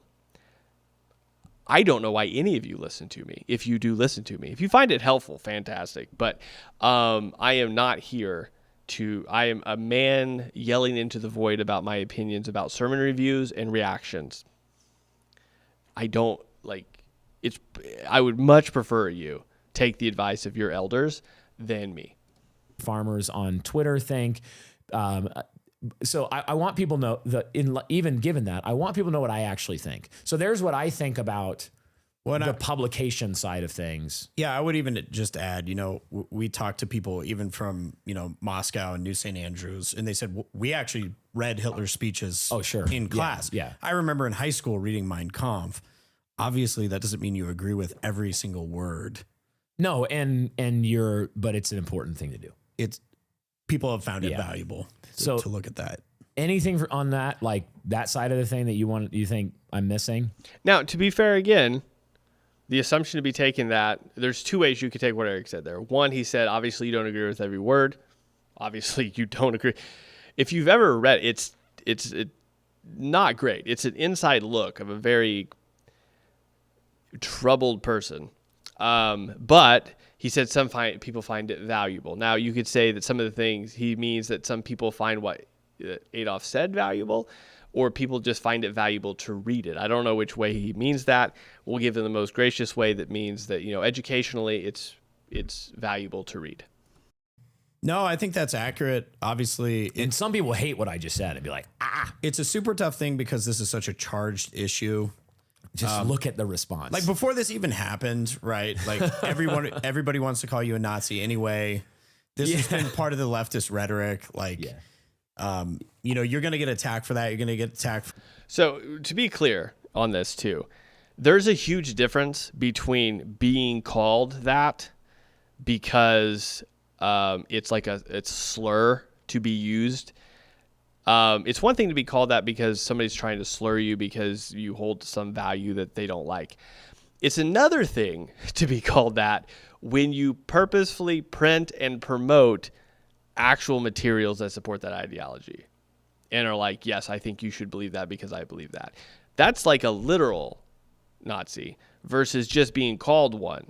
Do you understand what I'm saying? Like, there's a difference there. And both of these individuals are smart enough to know that. There is a difference between someone saying you are that because you won't call, men women versus you are that because you literally think that, Adolf was a genuinely interesting, smart guy and we should do everything he said. Like that, those are different things, entirely different things. For anti-Semitism because we don't like dispensationalism, for example. Yeah. And what we've tried to do, I think, throughout that process is just... Also, to be fair to him here, like he is trying to make some distinction that he's not a Mustache Man follower simply because he doesn't agree with dispensation. He thinks dispensationalism is terrible, which agreed. I think it's not a great eschatology, but he says you can't just say because I think that's a bad theology that you hate, the Jews or whatever. Now, that's not what Antelope Hill believes, though. Okay, so that's what I'm saying. You could cut this whole hour down to like 15 minutes and just be like, we appreciate what they publish for the stated purpose of you need to know historical works. We disagree with them because we're not literal Nazis like they are. Like that's a different thing to say they print, promote, and agree with these works versus we are glad they print them so that people can read them, but we don't agree with the ideology. It's super simple. Let's think biblically and clearly. Yeah. Let's not give in to the mob-like cancel culture. Well, because we really do live under this gaze of post-war consensus. Yeah. And to your point earlier, like it's become a religion. Yeah. And here's I think I said this to you. I said, I think that there's a lot of people, if you like denied some orthodox doctrine about the Trinity, or like the second coming of Christ, you would catch less heat than you do for saying like, hey, let's read a wide range of things and come to wise conclusions. Or if you said like, you know, for example, the Jews have been prominently involved in every ism that has dominated the 20th century, feminism, liberalism, as well as pornography, many things. And everyone would freak out at you. And then you'd said, I'm sorry, I'm just quoting Dennis Prager. Right. Like the most middle of the road, himself a Jew, or like things that so when we say things about, well, I think there's a Jewish culture issue and religious issue. And again, I'm just telling you what I think is true. I'm not trying to swindle you or fake out or whatever. I'm just going to tell you what I actually think, right? Yeah. So that's our habit. That's what we try to do. And some people will violently disagree with some of the things that we think are true on these issues. And I'm okay with that. I might even think you're so wrong that I wouldn't want to, you know, that we obviously couldn't respect each other. That's fine. Right. But what happens is that the absolute freak out related to some of this stuff ends up proving the point that, yeah, you could be a full preterist and you would get less freak out from Reformed Christianity. That is a literal formal heresy denying creedal Christianity. And people will see somebody go full preterist and they'll write a mild blog post 3 months later. Now, to be fair, he's right on that point. All right, he's right on that point. The only people that catch a lot of flack are the Mormons for good reason, by the way. But he is right on that regard, that there is more of a reaction. Now, I would say I think that he may be missing some of the point here in regards to there are things you say and positions you maybe put yourself in sometimes that garner you more attention from certain individuals because of that. Now, again, that might just go back to you don't call men women when they want to be called women, and that's why you have those eyes on you, and that's fine. But there are certain people that will watch you more closely because of the things you've said in the past, which is why, again, if you aren't given the benefit of a doubt, not always, but sometimes, it's because people already assume something of you because you've already said things that make the assumption. So to be, in that regard, to be a bit self-aware, I think that when you get asked the question, can a black person be a member of your congregation, the only reason that question is being asked is because there's an assumption that they couldn't based on something you've said before maybe. I don't know. I don't watch the content, so I don't know what would have maybe brought that question to bear. But whenever you then give the response that you give, and then maybe a number of other things that your people you're aligned with and the things they say or the things maybe you yourself have said, whenever there are then pictures of Adolf Hitler's speeches being posted from your conference, there's already a catalog of questionable things that come before that to where people then don't say, man, this was probably a mistake. Like there's no way that they knew this was going to happen or these people were bringing these books. Like this has to have been a massive mistake versus people going, oh, well, this just confirms what we already thought. You know what I'm saying? And so it's one of those things where there's a whole bunch already behind this that makes people possibly jump to the conclusion of this only confirms our suspicions versus this is a total mistake. And so I think that maybe in this case, and again, Brian can, if he ever watches this video and you make it an hour and 40 into it, I highly doubt. But I would just say maybe be a bit more self-aware. Because maybe if there is a point where somebody has to take a number because of the number of things people were mad at you about, there's a reason that maybe somebody jumped to a conclusion versus assumed the better. I don't know, perhaps. Are there people that are probably out here to destroy him at all costs? I guarantee it. Are there people out here that are making conclusions based on prior statements? I think that's more likely than not. No one, for example, no one is ever going to assume that I am pro female pastor, right? And so it happened not too long ago. Whenever I posted a sermon of a woman preaching, and I did a sermon review on him. No one goes, "Oh, Michael must be like pro this." They go like, why are you reviewing this when you disagree with it? And somebody came in the comments right after and said, hey, people send in suggestions that he's probably covering it. And that's exactly why, right? And so when you have people that know your content, they're either going to give you the benefit of the doubt or they're going to jump to a conclusion. And so it's just one of those things where, I mean, you can't prevent that. I'm just saying I think that's why maybe that's happening in some cases. But someone shares a picture of Hitler's speeches being republished at a New Christendom press conference, and oh my word, if we don't have a full denunciation of Hitler and all his works by 7:15 p.m., Brian and Eric are literally Satan. And I'm like, my brothers and sisters in Christ, you are proving our point about why we need to talk about this issue and how charged it has become, and maybe why that is in terms of founding mythology for the liberal order that we all swim in and have been discipled by deeply. Okay, so that's the historical. One other note on that, we shared this in the conference, something we've done at our church that I think has been really helpful in navigating a lot of these things. And I'm not tooting our own horn. Like how do we deal with this? We've been thinking about that for like 2 years.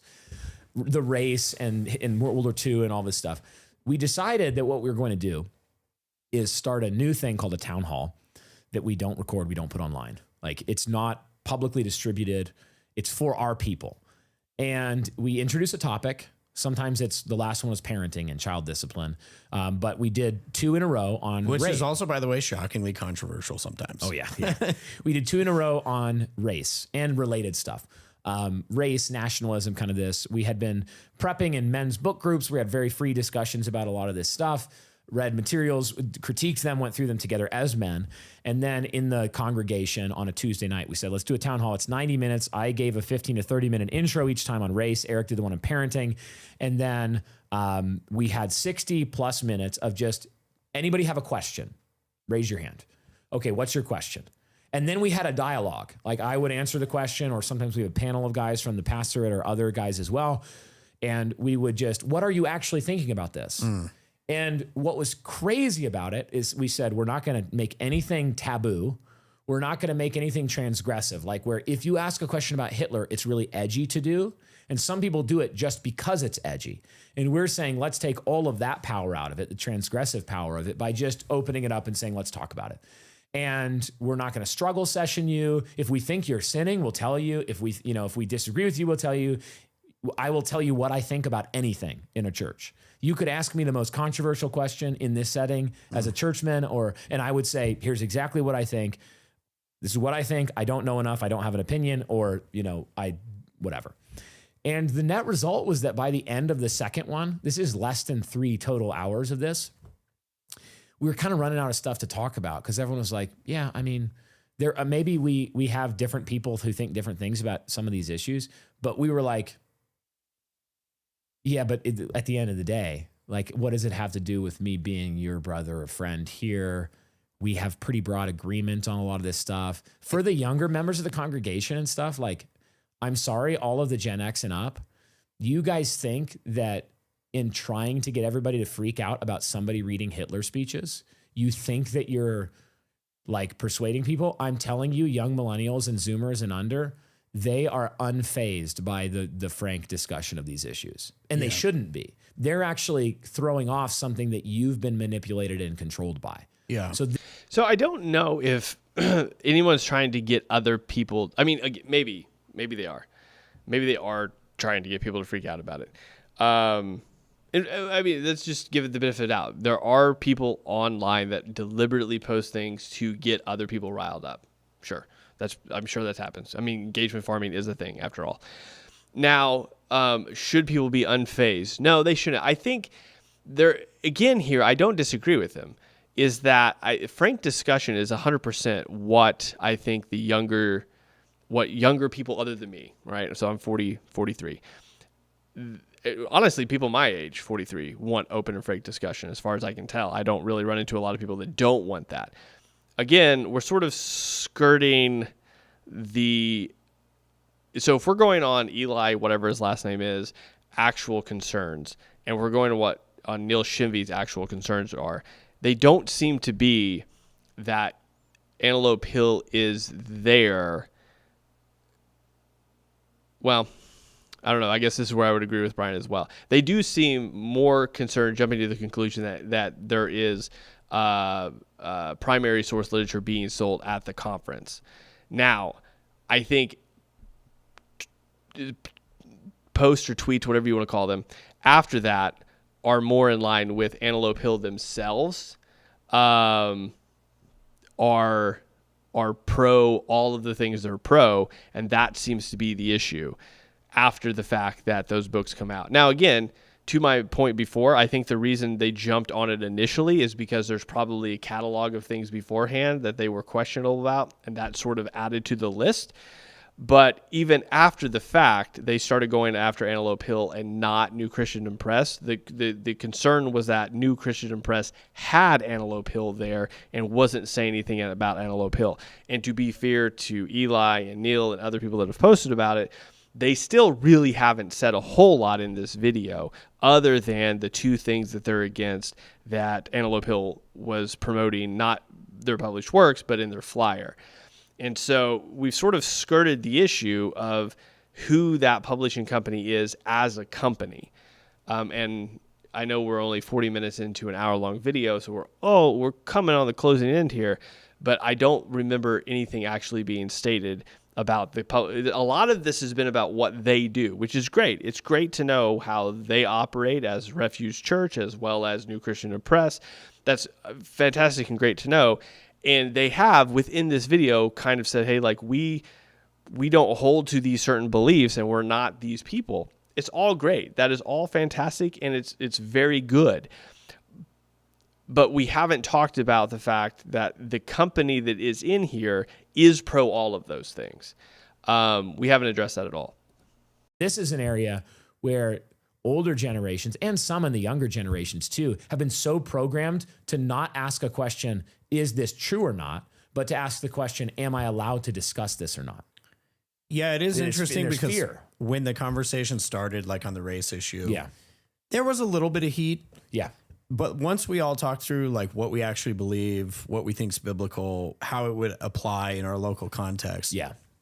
it was so interesting because by the second one, Yeah. people were like done asking questions. They're like, Kinda quiet. Can we talk about something else? Like Yeah. it takes that transgressive edge and it makes it where it's like, yeah, we talked about that. It's really not that big of a Yeah. deal. So just It's not that exciting. Just so you know, like our people like going online and going, oh my word, there was a Hitler book. Someone was publishing the speeches of Hitler. And, and actually I even suspect that the guy selling it thought Hitler had a few good points. Nobody freaks out in Ogden about that. And it's not because we are overrun with people who are trying to actually resurrect the Nazi party. I know there are people who are like, they think that's the big solution to all of our problems. That's literally Antelope Hill. That is Antelope Hill. And so again, the issue isn't, I know I keep saying the same thing, but the issue isn't that there were books there. The issue seems to be that there were books there by people that do want to resurrect that. Now, will they accomplish it? Probably not. Like there was to know history, a very particular set of circumstances that brought about all of that. And there were very particular times in history where things, if it had not occurred, would not have happened. And so, no, they can love the literature and the person all they want. The likelihood of that ever coming back, at least within our country, is very low. But that's still not the issue. The issue isn't that they were there promoting published works, is that they were there and they have the stated purpose of wanting to do that again. And so like that's where the disconnect seems to be. And but just again, I'm just telling you the truth. It might disappoint some really base listeners, and it'll definitely disappoint all the liberals. But like, just being honest about who we are and what our people are like and what our conversations are like. We are much more in the it's important history. We have varying opinions. This was a good point that Hitler had. This was a bad thing. Like, we don't like the T4 genocide program, killing mentally handicapped people. It's definitely not our thing. You know, like, but we also think that, the porn stuff and the Weimar, like all of this stuff happening in the 30s was really bad, and Bolshevism and communism was way worse than Nazism. And like a lot of that kind of thing. And by the way, also Mao was way worse than Hitler, and Stalin was unquestionably worse than Hitler in terms of the spectrum. So then you ask, why aren't they the big boogeymen that hit? People don't like them, but like, why, if I did a Mao historical thing or like a Pol Pot, nobody would care. No one would. It'd be totally different. So that's that. We've probably just disappointed or offended or whatever. Neil Shenvy's still concerned. Owen Strand is still shaking. All the usual suspects are still going to post their clips and whatnot. And I'm not naming a lot of them because I have absolutely I have a message for you. I have absolutely no respect for you as a person. I think you're bad people and you are actively doing harm against the church, and you should repent or you will go to hell. That's my... See, what's really interesting is the lobbying of bombs against each other. Like, I don't think Brian knows anything about me, but he did like genuinely answer my question on X the other day, which I appreciate. So he at least saw the question. I don't think he knows or cares about me past that, which is fine because he doesn't need to. But it's interesting that they would say the same thing about Refuge Church that Refuge Church is saying about them. And so at that point, you're calling each other not Christians based on something that isn't creedal. You know, like, so the discussion before about, hey, we have this all in our church, and we have all these discussions, and we've settled on the fact that like we're like, okay, well, we disagree here, but we're still brothers and sisters in Christ. And but then to flank to this, that you disagree with me, and that now you're going to burn in hell because you're actively doing harm to the church. It's just it's a weird take to like put right next to each other. So what makes one Christian then? Is it creedal belief that then applies to application in one's life and brings fruit, or is it you agree with me or disagree with me on this particular take on history? Like, because Eric Kahn, I know, tweeted this out, and Brian basically said the same thing Eric just said in his tweet a couple days later, which was that like, you're actively doing harm to the church and you should repent or you're going to burn in hell. And then you have Neil Shenvy and Eli, and apparently Owen Strand says something about it too, where they're like, hey, you should ignore these guys. These guys are, leading people down a path to hell. You're both saying this based on ideology. And so at that point, we really need to talk about the ideology and not the damning people to hell part, right? The reason that we can say progressives are unquestionably not Christians is because they deny creedal aspects of Christianity, either verbally, or they deny creedal aspects of Christianity applicationally, and the fruit demonstrates they don't actually believe the creeds. I've had progressives before say, well, I believe the Apostles' Creed, but the actual application of their lives don't demonstrate that. Versus there's progressives that I know that just flat out deny parts of the creed, which inadvertently obviously denies part of Scripture. And so that's really where it lies. To go back and forth and lob bombs at each other about you're leading people to hell because of your ideology. Okay, well, if that is the case, if it is literally damnation at stake here, and false teachers at stake here, then the ideology is what needs to be addressed and talked about, which we haven't done at any point. This video specifically, all we've talked about is we think you should read these things to be historically informed, and we think when you read these things, you can come down on either side, but we think you should have access to them. That's what's said in one sentence. And then the next sentence is, well, you are actively harming the church and you should repent or you're going to burn in hell. Because why? Because you brought into question why there was literature at a Christian conference. That seems like a stretch, not only from Brian and Eric's side, but from the other side too, that is condemning them. At that point, it just seems to me that we just need to have a really honest discussion about the ideology that is in the books that you think everyone should read because of historical context. I 100% agree that books should be read, primary sources should be understood so that you can dissect them and say, is this Christian or not? And should it be accepted by Christians or not? And so you can agree, like I'll just use one of Brian's points, that it was a good thing that Hitler was anti-pornography. Fine. There's a lot of non-Christians that are anti-pornography. But it doesn't mean that I lob them as some sort of, person I agree with. I don't. I think that they are operating at best out of the law being written on their hearts, and they haven't, for whatever reason, rebelled against that part yet. That doesn't make them someone that had a good point. That just means that you, at the very base level of your being, at least have the imprint that God has written the law on your heart, and you haven't broken that one yet.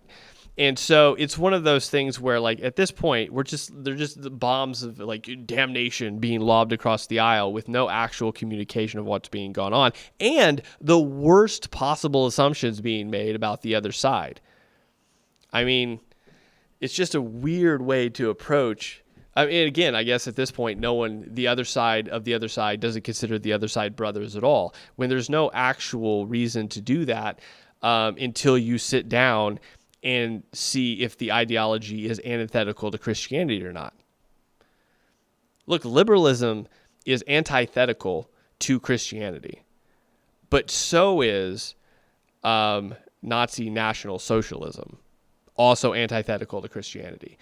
Are there things that liberals do that are in line accidentally with biblical values? Yes. Are there things that the Nazi Party did that were accidentally in line with biblical values? Yes. Doesn't mean either one of them are good. It just means by accident and by the law being written on their hearts, they happen to get a couple things right. That's the only thing it means. It doesn't mean that in any way they're good or should be followed. That's altogether different than understanding the history and what someone said. Opinion of a lot of these. Can I just ask too, like, your thoughts on? Yeah. So I see this happening with a lot of people who are like well-meaning Christian people. Yeah. Reposting people who are known accusers of the brethren. My word. And like taking jumping at it. Yeah. What's crazy to me though is like you guys are being controlled like puppets. Yeah, like these bad little Twitter accounts that are the discernment ministers of the anti-Christian nationalist crowd. They're like twitching the marionette puppet and you're going, oh, I'm having an original thought. Oh. It's not an original thought. You're being marionetted by like. What is so interesting is the people that are like hardcore in agreement with Brian are the same thing. The faceless Aeon accounts are just the other side of the same coin. It's weird, and maybe he knows that, maybe he doesn't see that, but it's the exact same thing. Are there people that jump every time Neil Shimvey or Eli say something? Maybe, probably. I don't know. I don't follow them close enough. Are there people that jump every time Brian says something? Probably. I don't follow them a lot. They're louder. I can tell you that for sure. They're much louder, but I don't know. It's the same sort of thing though. The figurehead of a particular ideology says something, and then other people underneath them fall in line. It's just it's pervasive. It's just everywhere though. Skinny, like they always call us like what we have father issues. Like I know some of these guys. I know who some of these guys are behind these anonymous accounts. I actually know who some of them are. I'm not going to dox them because that's not what we do. But like one that I know of is like a skinny, unaccomplished, like lower 20s guy who has no, like there's nothing about him that I would say I should listen to you. Like you've earned somebody paying attention to you. They just controversy farm through all this stuff and try to find what clip, what thing can we use that will cast these guys that we already in a pre-rational way decided we hate for purely tribal reasons.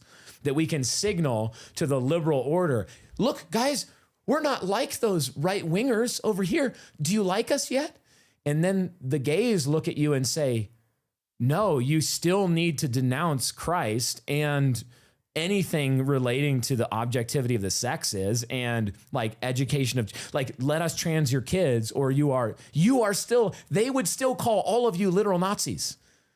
You know what I mean? Like, Yeah. So he's not wrong that people, if you don't fully align with them, still find you to be a dissident of some kind.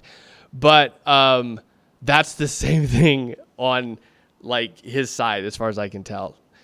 And so it's weird. It's just a weird thing because I don't know, maybe there are people that are trying to signal to the liberals that they're not as Christian as the ultra Christian people. I'm sure there are people that do that, but I just don't think that's the majority of people trying to seek approval, like half approval from the other side. Just like I don't think there's people that post to try to seek approval from Brian or his team. I think you just basically have ideological lines drawn where people have they have a difference of opinion, ideological opinion from you. And so they state that, not to garner favor on some side. I mean, I'm sure there are people that do that, but I don't think it's the majority of people. Because if they did want to get favor from that side, they would just coalesce. They would just go along. They would just say the thing that needed to be said. But people don't do that by and large. That's the same thing. That's the same reason I don't think like the Aeon army of people are effective, because it doesn't matter how much you coalesce to them, they're still going to not think you're far enough unless you have the same ideological lines. It's the same reason that the people that follow Eli or Neil or Owen don't acquiesce, because there's no like you're never going to go far enough for an ideologue. You're just not, unless you are exactly copy pasted them. You're never going to go far enough. And so it's just a matter of saying, like this, it's a war of two sides at this point, both calling each other not Christian without actually discussing the points, I guess. This is where I think I wouldn't want to see it like, let's say Owen Strand and Brian, right? I don't want to see a debate between them. I do think it would be interesting for them to sit down and define terms and discuss ideology. Maybe Owen's a bad example, but like whoever, he named Owen, so that's why I use Owen. Anyone else though, right? To actually sit down, define terms, because this is what I think would happen. If we're being totally honest, what I think would happen is exactly what happened in their unrecorded church meeting, is where like after you work through the definitions and what you actually both believe, it would probably come down to where you weren't all that different. Like you would definitely define things differently. Me and Brian, for example, we're not going to agree on some things. I don't know if I would call him a non-believer, though, that is going to burn in hell forever. I think that's a very far stretch. Now, again, maybe I don't know enough about him and about his theology, but from what I can tell, he believes the essentials of Christianity and then applies them out. Now, are we going to definitely have different opinions on some of that application and how it's done? Probably, I guarantee it. But in the same light, while I would disagree with Neil Shinvey and the fact that he's cool with J.D. Greear and the way J.D. Greear does things, I don't think Neil Shinvey is going to burn in hell forever. He seems to hold to all the things that creedal Christianity holds to, and the application seems to be fairly consistent with that. Do I agree with everything? I don't agree with everything that he says or does, but I also don't think he's going to burn in hell forever. And so it's just one of those things. I don't think it's helpful to cast people into the flames of hell for disagreeing with you and not actually talking to them, unless they blatantly state something that is just completely antithetical or heretical. Like, it's just, I want these fence riding, middle of the road, third wayists, reformed big accounts to stop doing this thing. One of these puppeteers jerks the string and they say, I'm just asking Brian and Aaron questions. No, you're not.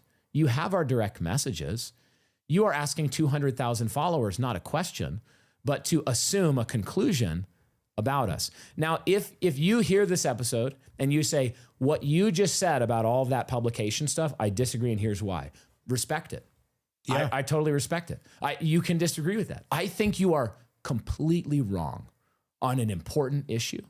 And I think that it will have bad effects in anything that you build, that you're not thinking about some of these things down to the bone the way that you should. And we're trying to. At the same time, each one will answer to the Lord, not to me. I won't answer to Twitter. I won't answer. I will answer to the session. See, again, I agree with him on this. This is good. I do think we're in it. Look, I'll give him the benefit of the doubt. Maybe he's not inadvertently dodging the question.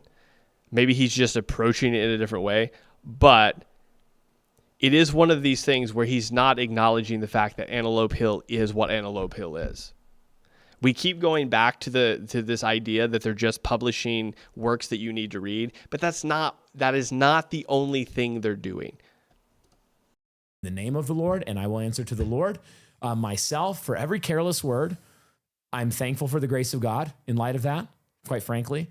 But at the same time, like this whole I'm just asking for a clarification thing. Well, and it's also too, I've noticed a lot of it is like, it's not asking questions. It's calling you a Nazi.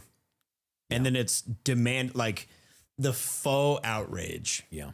Of like, I demand an answer on behalf of all the ladies. Why is this happening? And you're like, okay, let's take a step back. You know, I hope she sees this, bro. I said to a few people like, hey, let's think biblically and clearly. Proverbs 18:17. Yeah. Give people time to, and we have, and we'll talk about this. We've been dealing with the issues In the right order. but in a biblical way. Yeah. Like, hey, let's go confront some people. Let's go figure out what happened. Let's go We'll get there.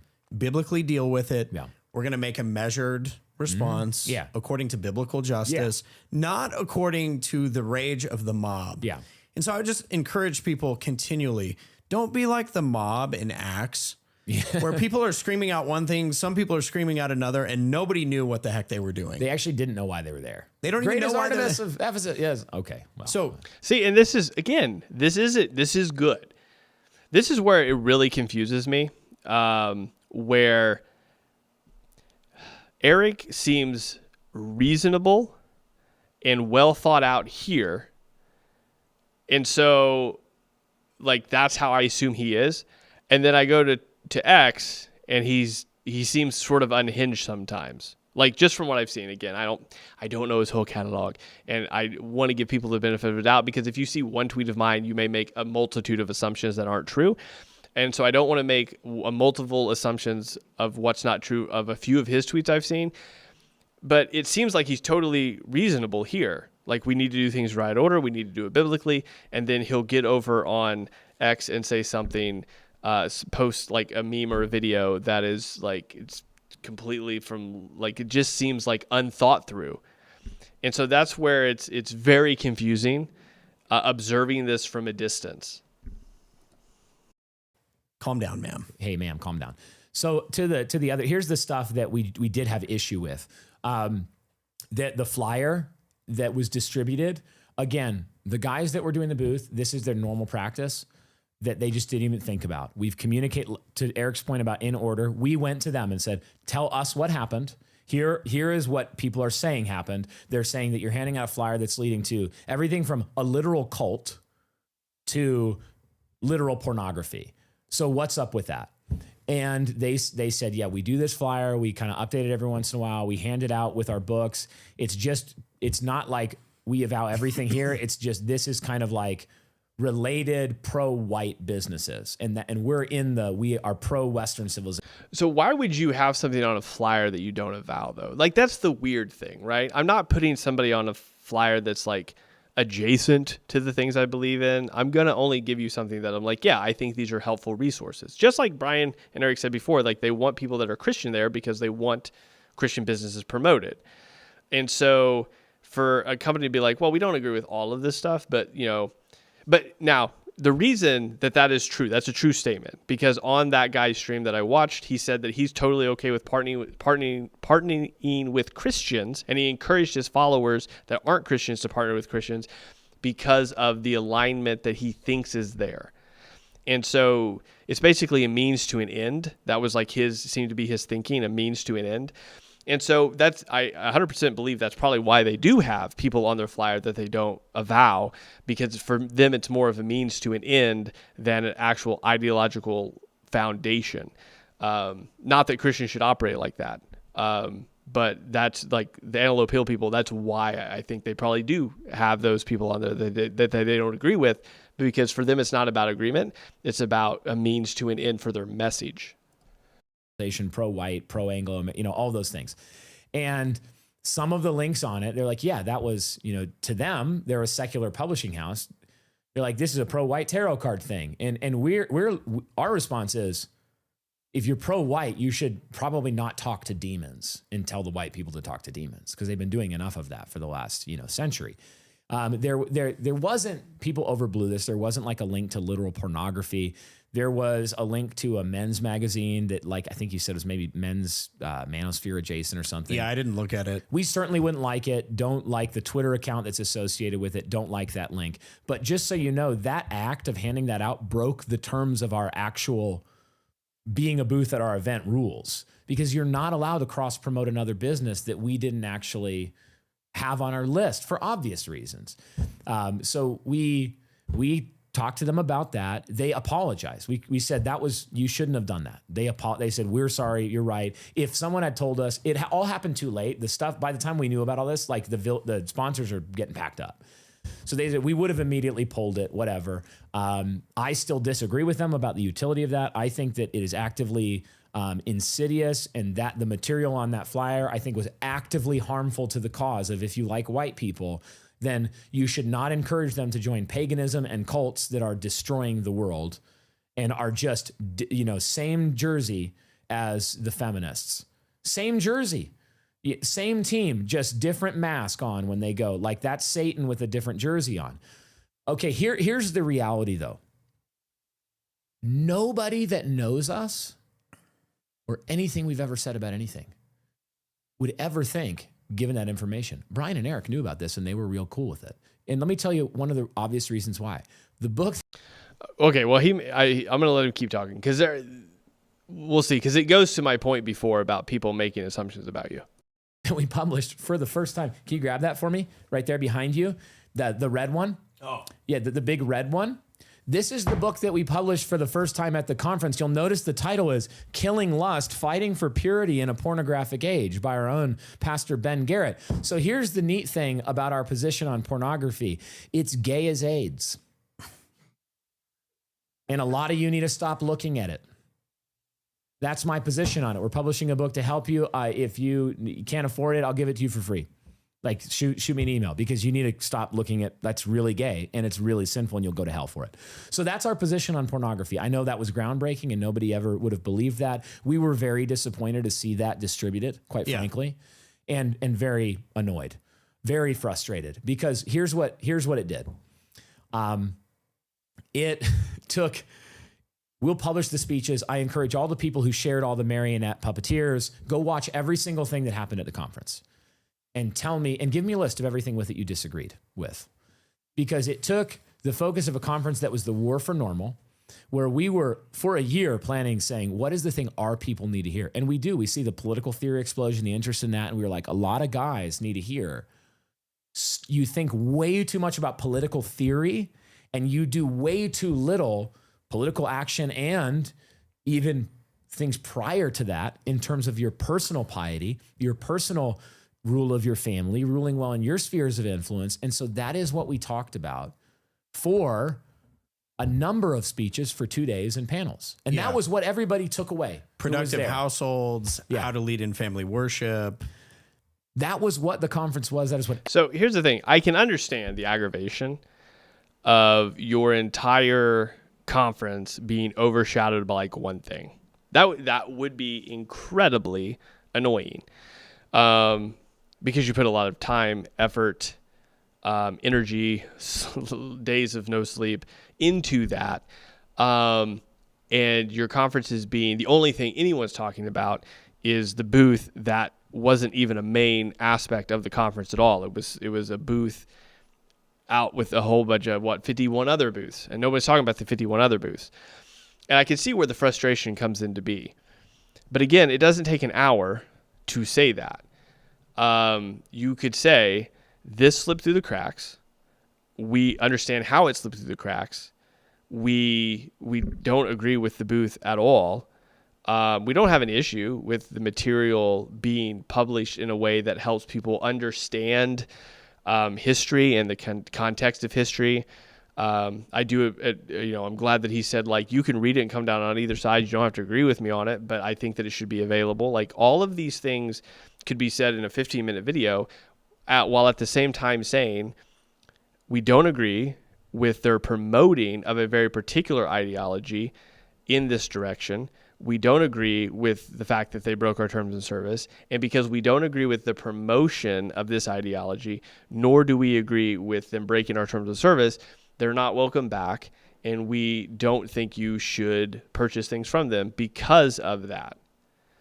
In fact, I mean, you obviously could go either way with it, but you could use just as strong language toward them as you did with the people that are marionetting or whatever, and you can say, I think that their ideology is leading people straight to hell.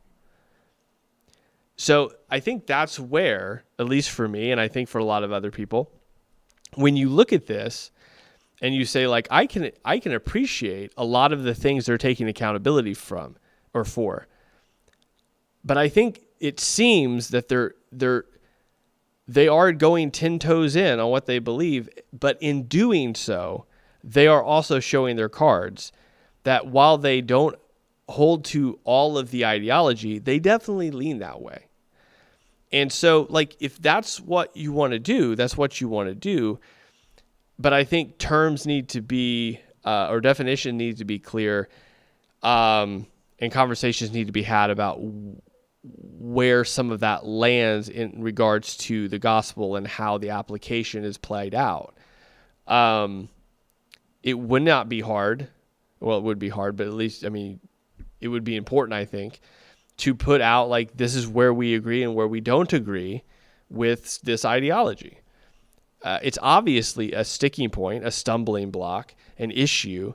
And instead of just saying all of you that are, disagreeing with us are doing damage to the church, and those people saying the same thing of you, it would be easier to define terms, definitions, and agreements, and disagreements. So at least people know exactly where you stand on this. That's not what we're doing, though. That's not what we're doing. Every single person there. And so I was angry with myself for as the one responsible. Eric and I are responsible. I was angry at us for it was retarded not to think ahead on that and not go like, Also, I am going to speed this up because I'm running out of time and I want to make sure that we get through some of it. So I'm going to go to 1.5 just so we can get through this. I should have thought we should have had a more, it's getting bigger. We can't assume anymore that everybody who shows up for sponsors is going to understand our kind of unwritten rules, like the rules of politeness, like don't go to a Christian conference and actively promote paganism. That would be like a normal house rule for Christians. But yeah, I was mad at myself. I was frustrated with the Antelope guys, quite frankly, which is why, again, when you have a problem with someone, what do you do? You tell them. Start a rage mob on X. Is that not the correct? Oh, so it's close. Not that. So it's not. Okay. And again, it's really good that he went and talked to them, but he's aggravated with them only for promoting paganism, namely the tarot cards and the pornography, not the paganism that would be associated with the ideology of National Socialism under Hitler. So close. No, we talked before we talked to you guys, we talked to them. So this frustrates you guys about us a lot of times. We don't always instantly comment on stuff because, believe it or not, we have the phone numbers of most of the people involved in a lot of these controversies. And most of the time, we're talking to them like quite directly about stuff. Even our friends who were like, hey man, I think that what you just did is kind of dumb, like tactically. That's the good and right thing to do, 100%. Or truthfully or whatever, we think you're wrong. We do that. And our friends could attest to that. Yeah. And we just don't do it on Twitter. Yeah. And we're also willing, we've taken feedback. And we'll take it to the chin. So like, yeah, I was mad at myself. I was mad at that happening. And those guys have apologized and said, hey, we're sorry. You're right. So forgive them for doing that. But here's the thing I was mad about though, was that this really, really tremendous, I think, just edifying, thousands of seeds sown in hundreds of fields and families and businesses, and really good stuff from some wise men, Stephen Wolf, Zach Garris, Adam, like our guys that we would say, we invited them to speak on this thing, and we want you to listen to them on this thing because they have things that will help you here. And every single talk was like, yes, that was so good. And everybody there was built up and edified. And I hope through the Sunday service as well on the Lord's Day, where we lift our eyes from earthly things and behold the heavenly things. And just that was what we were, where we were. And then this very distracting and quite frankly, not representative of even like we could have done a whole conference on World War II history. I'm not saying we never will or whatever, but we probably not. But it's like, we didn't do that. That wasn't what this was about. And so I was frustrated with us, regardless of what you think about those two issues, like the history piece and the flyer piece. You should all agree about the flyer piece, by the way. It was bad. Even our guys should agree like that was bad. So regardless of what you think about that, I think we were rightly annoyed that was taken. And so we're going to do a whole like follow-up episode like we had planned. Again, everyone agrees the flyer was terrible. No one, or I haven't seen any disagreement that you can't read primary sources from terrible people. Everybody's cool with that too, so you can know the history of it. It's the promotion of it, right? We haven't addressed that. It's the not promotion by New Christian Press. It's the promotion of it by the publisher themselves. Some of the pastors in from our church and just talk about what we loved about the conference and try to actually turn our attention back to like the meaningful, what was the point of this whole thing we spent a literal year working on, and not what our detractors want to use it as a bludgeon to personally destroy Eric and I and prove that, yet again, for the 10th time, this time we've got him, and I just get that sense from our enemies. So to his point here, like I can understand to a point that when you are beat down on what seems to be everything you ever say, that it can seem like everyone is not in your corner that isn't in the immediate room with you. Like if every time you post something or every time you say something or every time you preach on something, you're just waiting for the baseball bats to come and the fists to start flying and the retweets to come. Like you just know it's coming. There is a defense mechanism that builds up where you just assume that everyone is out to get you, because you have the evidence to prove that basically that's true. I don't think that is altogether accurate. Are there people that absolutely hate Brian and Eric? Yes, there are. Are there people that are asking, and should you ignore those people? Probably, because I don't think those people are going to give you a benefit of a doubt no matter what you say. Are there people that are genuinely asking questions? They are not out for your destruction. I think that is the majority of people. And in that case, I don't think it hurts to offer a clarifying statement. I think this video altogether, as I initially said, I think it is helpful. Do I think that we are addressing the actual elephant in the room? I don't think we are. It is helpful though to see sort of inside the mind and workings and the purpose of why they did this conference. But I still think we're sidestepping the actual issue, which is that there was a company there that was unashamedly pro-Mustache Man, wants other people to believe the Mustache Man's words, wants people to get in line and behind the Mustache Man. Will that happen? That's not even the question. No, I've already said it. The likelihood of that is very low, but that isn't stopping them from trying. And it's not that they are publishing works of the Mustache Man. It is that they are publishing works of the Mustache Man for a very specific purpose. And we're not discussing that, and we only have 8 minutes left, and I don't think we get to that at all. They're like, we've got him. This time we've got him. And I'm like, you guys, my opinion hasn't changed from whatever I said in 2022 or 3 or 4 or whatever, on a lot of this. I just repeated myself. Yeah. On a lot of this. Well, I think you have to, and most people do, I think at this point in the game, like the last couple of years, you have to understand, like there's people Christians who have decided to hate us for whatever reason. And so there's this thing where you're like standing on the sideline, just being like, I'm waiting. Yeah. Totally. I'm waiting to get you. And look, as you said, let's, a lot of those people, they still have our phone numbers. Happy to talk, happy to address the issues head on. Yeah. Like legitimately anybody could come up to either of us at a conference, and many did, and say, what do you think about this? And I'm just going to tell you what I think about it. Quite frankly, like it gets us in trouble that we do this. So 2 things on this. One, they block a lot of people for say like, you can ask us anything. Now, again, you are not going to answer every DM. There is no way. I don't answer hardly any of them for the exact same reason. There's too many of them. I would spend all day, every day answering them. I'm not going to answer them. My mailbox is full. It will continue to get fuller. I will probably not look at your DM, nor do I expect Brian or Eric to do that either, because they probably get more than me. The point being is that everyone has asked, do you agree with Antelope Hill? Or not everyone has asked that. That's been the question I've seen a lot. And it's very easy to say, no, we don't. We agree with the republishing of works for the purpose of education and contextualization. We do not agree with the ideology. That didn't even take 15 seconds. Like it doesn't need an hour. You all know, but that is our practice. It's what we want to do. And so this whole, like, they're hiding their true views on whatnot for, political reasons or whatever. There is a sense in which I recognize that within this broad coalition of, so you have this huge bubble of Christianity in America, and then you have a very much smaller bubble of Reformed Christianity in America, and you have a very much smaller bubble, like a tenth again the size, of politically engaged in the debate about Christian nationalism, Reformed Christianity, and egalitarianism and feminism. And then within that camp, you have about 17 tribes that are all believe slightly different things. Some of them on opposite ends of things and hate each other. Some of them love each other. Some of them are like, I don't know about you, but I kind of like what you did here, but I think you're wrong on this. That's like this little thing down here, what's happening. And we just don't have a problem telling you ball and strike what I think about these different things. And even that is not us declaring from on high that we are now giving the papal decree on the issue, that like the King's Hall is an expert on every single thing it ever touches. We are pastors. The main thing I think you should listen to us about. Which this is good. It's good, right? I mean, what I do admire about him is that he's not saying you have to believe what I say. It's an opinion, which you got to give him credit for. Is like the pastor parenting marriage pie. Like that's the stuff that we do day in, day out. The political stuff, we think it affects how we do that. That's why we talk about it, because we're pastoring people who live in this political world and have been shaped by these presuppositions that are ideological and philosophical and social and political. And so we do want to know those things. But the main thing that we are trying to do is to actually build a Christian borough that has an answer for every part of what it means to be human. That's what we're up to. We miss the mark on things, all over the place here and there. But we're doing it convictionally. It's not a grift. It's not an act. This is like just arrogant. This is what we think. Yeah. And look, again, I've said this before. I disagree with Brian on a lot of things, but there's a lot of things he gets way more correct than a lot of people.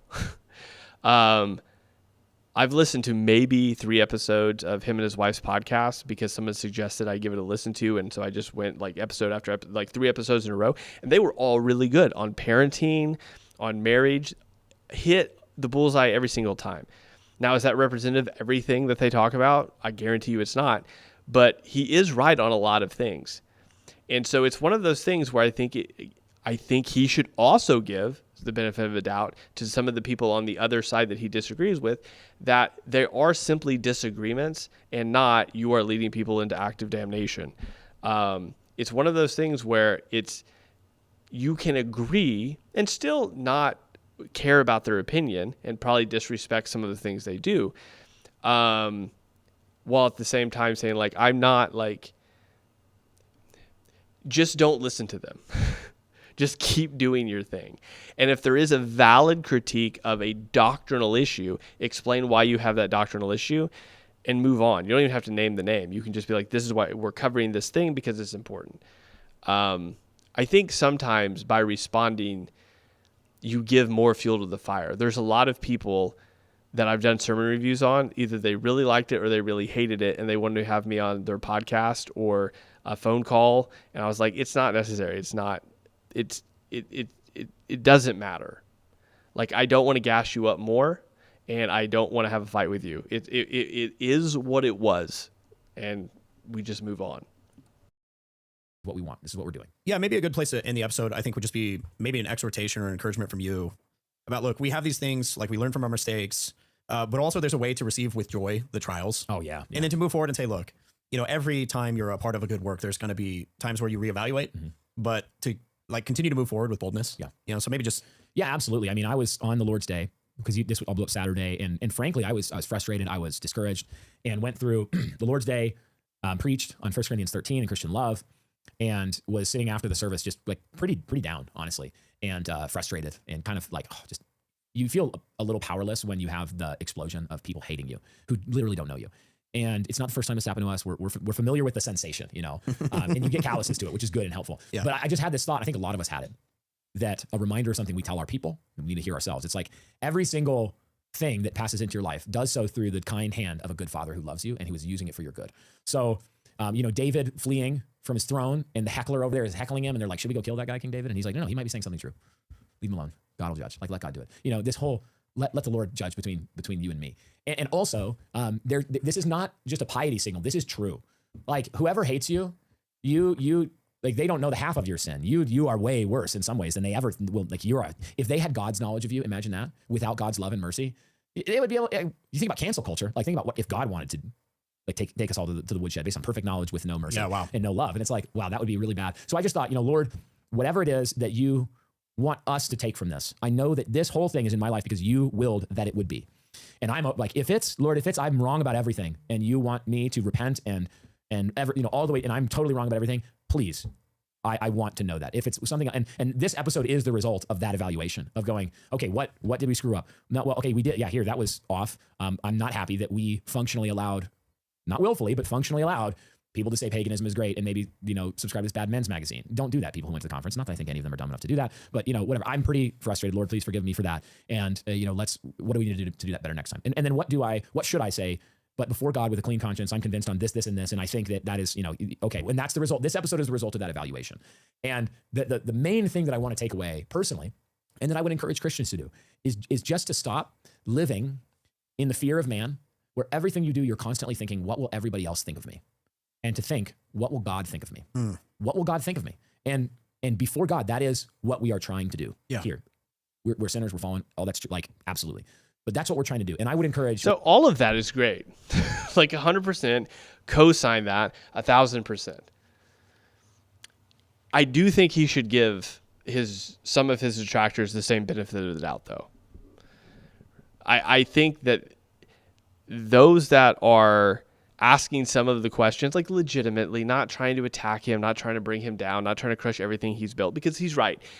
Look, at a much, much, much, much, much, much smaller level, like a micro level, I get feedback all the time from sermon reviews or the things I post on Instagram that are like, you can at a point feel like no one is on your side. And that's fine. He's right. Everything, I mean, it has grown me tremendously. And he's right. You can feel like, and I can only imagine if you had all of the things like on top of that he has to manage, where you would feel that way. Like, and that's what I said before. When I think sometimes though, whenever you're attacked all the time, you feel like everything is an attack when it's not. And so it's one of those things where it is good and right to discern who is asking genuine questions and who isn't. And my point here is I doubt he'll ever see this, and that's fine. But my issue with this whole thing is that we have spent an hour evading the actual question, as far as I'm concerned. And the actual question is, how did a pro-authoritarian fascist publishing company that is wants Christians to align with them in their ideology get into a conference, and it appears to be welcomed back because they said sorry for a pamphlet? Like, these are two different things. We're about done. Whatever step you need to take in your life to kill the fear of man, to stop living under the gaze of whatever thing it is that's controlling you, to stop doing that from whatever direction it's coming from, and to fear the Lord and to live under his gaze. And know that it is a stern gaze, but it is the gaze of a father who loves you more than anybody else. He loves you perfectly. Like God loves us perfectly because he is love and he is perfect. And so everything that defines his essence defines everything that he does. And so his love for you is perfect. He is perfect. He's for you. And he's also on your side. So, and the funny thing is, this cracks me up. God is on the side of us and some of the people who hate us. And there's a lot of Christians and God is like, so yeah, there you go. I mean, again, that is at least a hint of him giving other people the benefit of a doubt. Guys, will you just... Okay. Yeah. He's not really doing that. His will is perfect. He's carrying all this out according to his plan. And he's going to bring in the fullness of time all things to their perfect conclusion. But that thought always cracks me up. And I'm like, yeah, that person who hates me, and some of them I think are snakes and not Christians, and that they need to repent and not go to hell because I love them and don't want them to go to hell. But some of them are Christians, and we have different opinions about one thing or other, and I'm right and they're wrong. And I'm sure there's things in the other direction too. And God is on both of our side. And so that cracks me up in particular, a little bit. And it makes it sets in perspective these kinds of days where you're like, well, Let me put on my hard hat and open twitter.com. And I cannot emphasize this enough. There's some of you that I don't respect your opinion whatsoever, and I don't care what you think. And you can put it in my inbox, which is just a garbage can. So for some of you, that's the message I'd like to leave. That's where it's going. Yeah. Okay, so what's funny there is he says you can DM me, but he says it's a garbage can though. I'm not going to look at it, which I think he's talking about specifically certain people. But okay, so that was the whole video. Dear Lord, it took us 2.5 hours to get through an hour-long video. My apologies, but if you're new here and you're into that kind of thing, subscribe, because this is exactly what we do with the sermon reviews as well. So anyway, guys, ending thoughts here. There are definitely things there to appreciate in regards to taking some of the responsibility for some of the things that were obviously issues. I think that it's confusing to me that they seem like reasonable people when you hear them, but then some of the responses online they appear unwise and unreasonable. Now, I'm sure there's a reason for that, right? They probably perceive some of the people they're responding to as uncharitable or not Christian or only out for their bad. It would be really hard to tell, though, based on like an interaction or two with people online, but it's whatever. They're going to do what they're going to do. Do I think that they're literal mustache people? I don't think they are. It would have been more clarifying if they would have actually described like where they do align with Antelope Press and where they don't. That's the thing I think we're missing from the whole thing. Like, no one's questioning that you should read historical works from primary sources that contextualize what's going on. What people do have questions about is, do you agree with Antelope Hill and their position? And that was never addressed. Like I said, I think everything was very helpful in the video. I think that they took responsibility for much of it. But the one issue that I think was the most pressing, they dodged completely in regards to what they actually believe about the ideology and where they line up with Antelope Hill on. And we probably won't ever get the answer. And if you feel like your time was wasted, I'm sorry. You can make sure you leave some more of those thumbs down. But if you felt like this was helpful and you think it was beneficial, leave some thumbs up. That helps the algorithm. And if you really, really want other people to see it, you can comment, because that also helps the algorithm. This has been nearly 2 hours and 40 minutes that I could have used for other things, but hopefully this was helpful to you at the end of the day. Guys, thanks for watching. I'll talk to you later.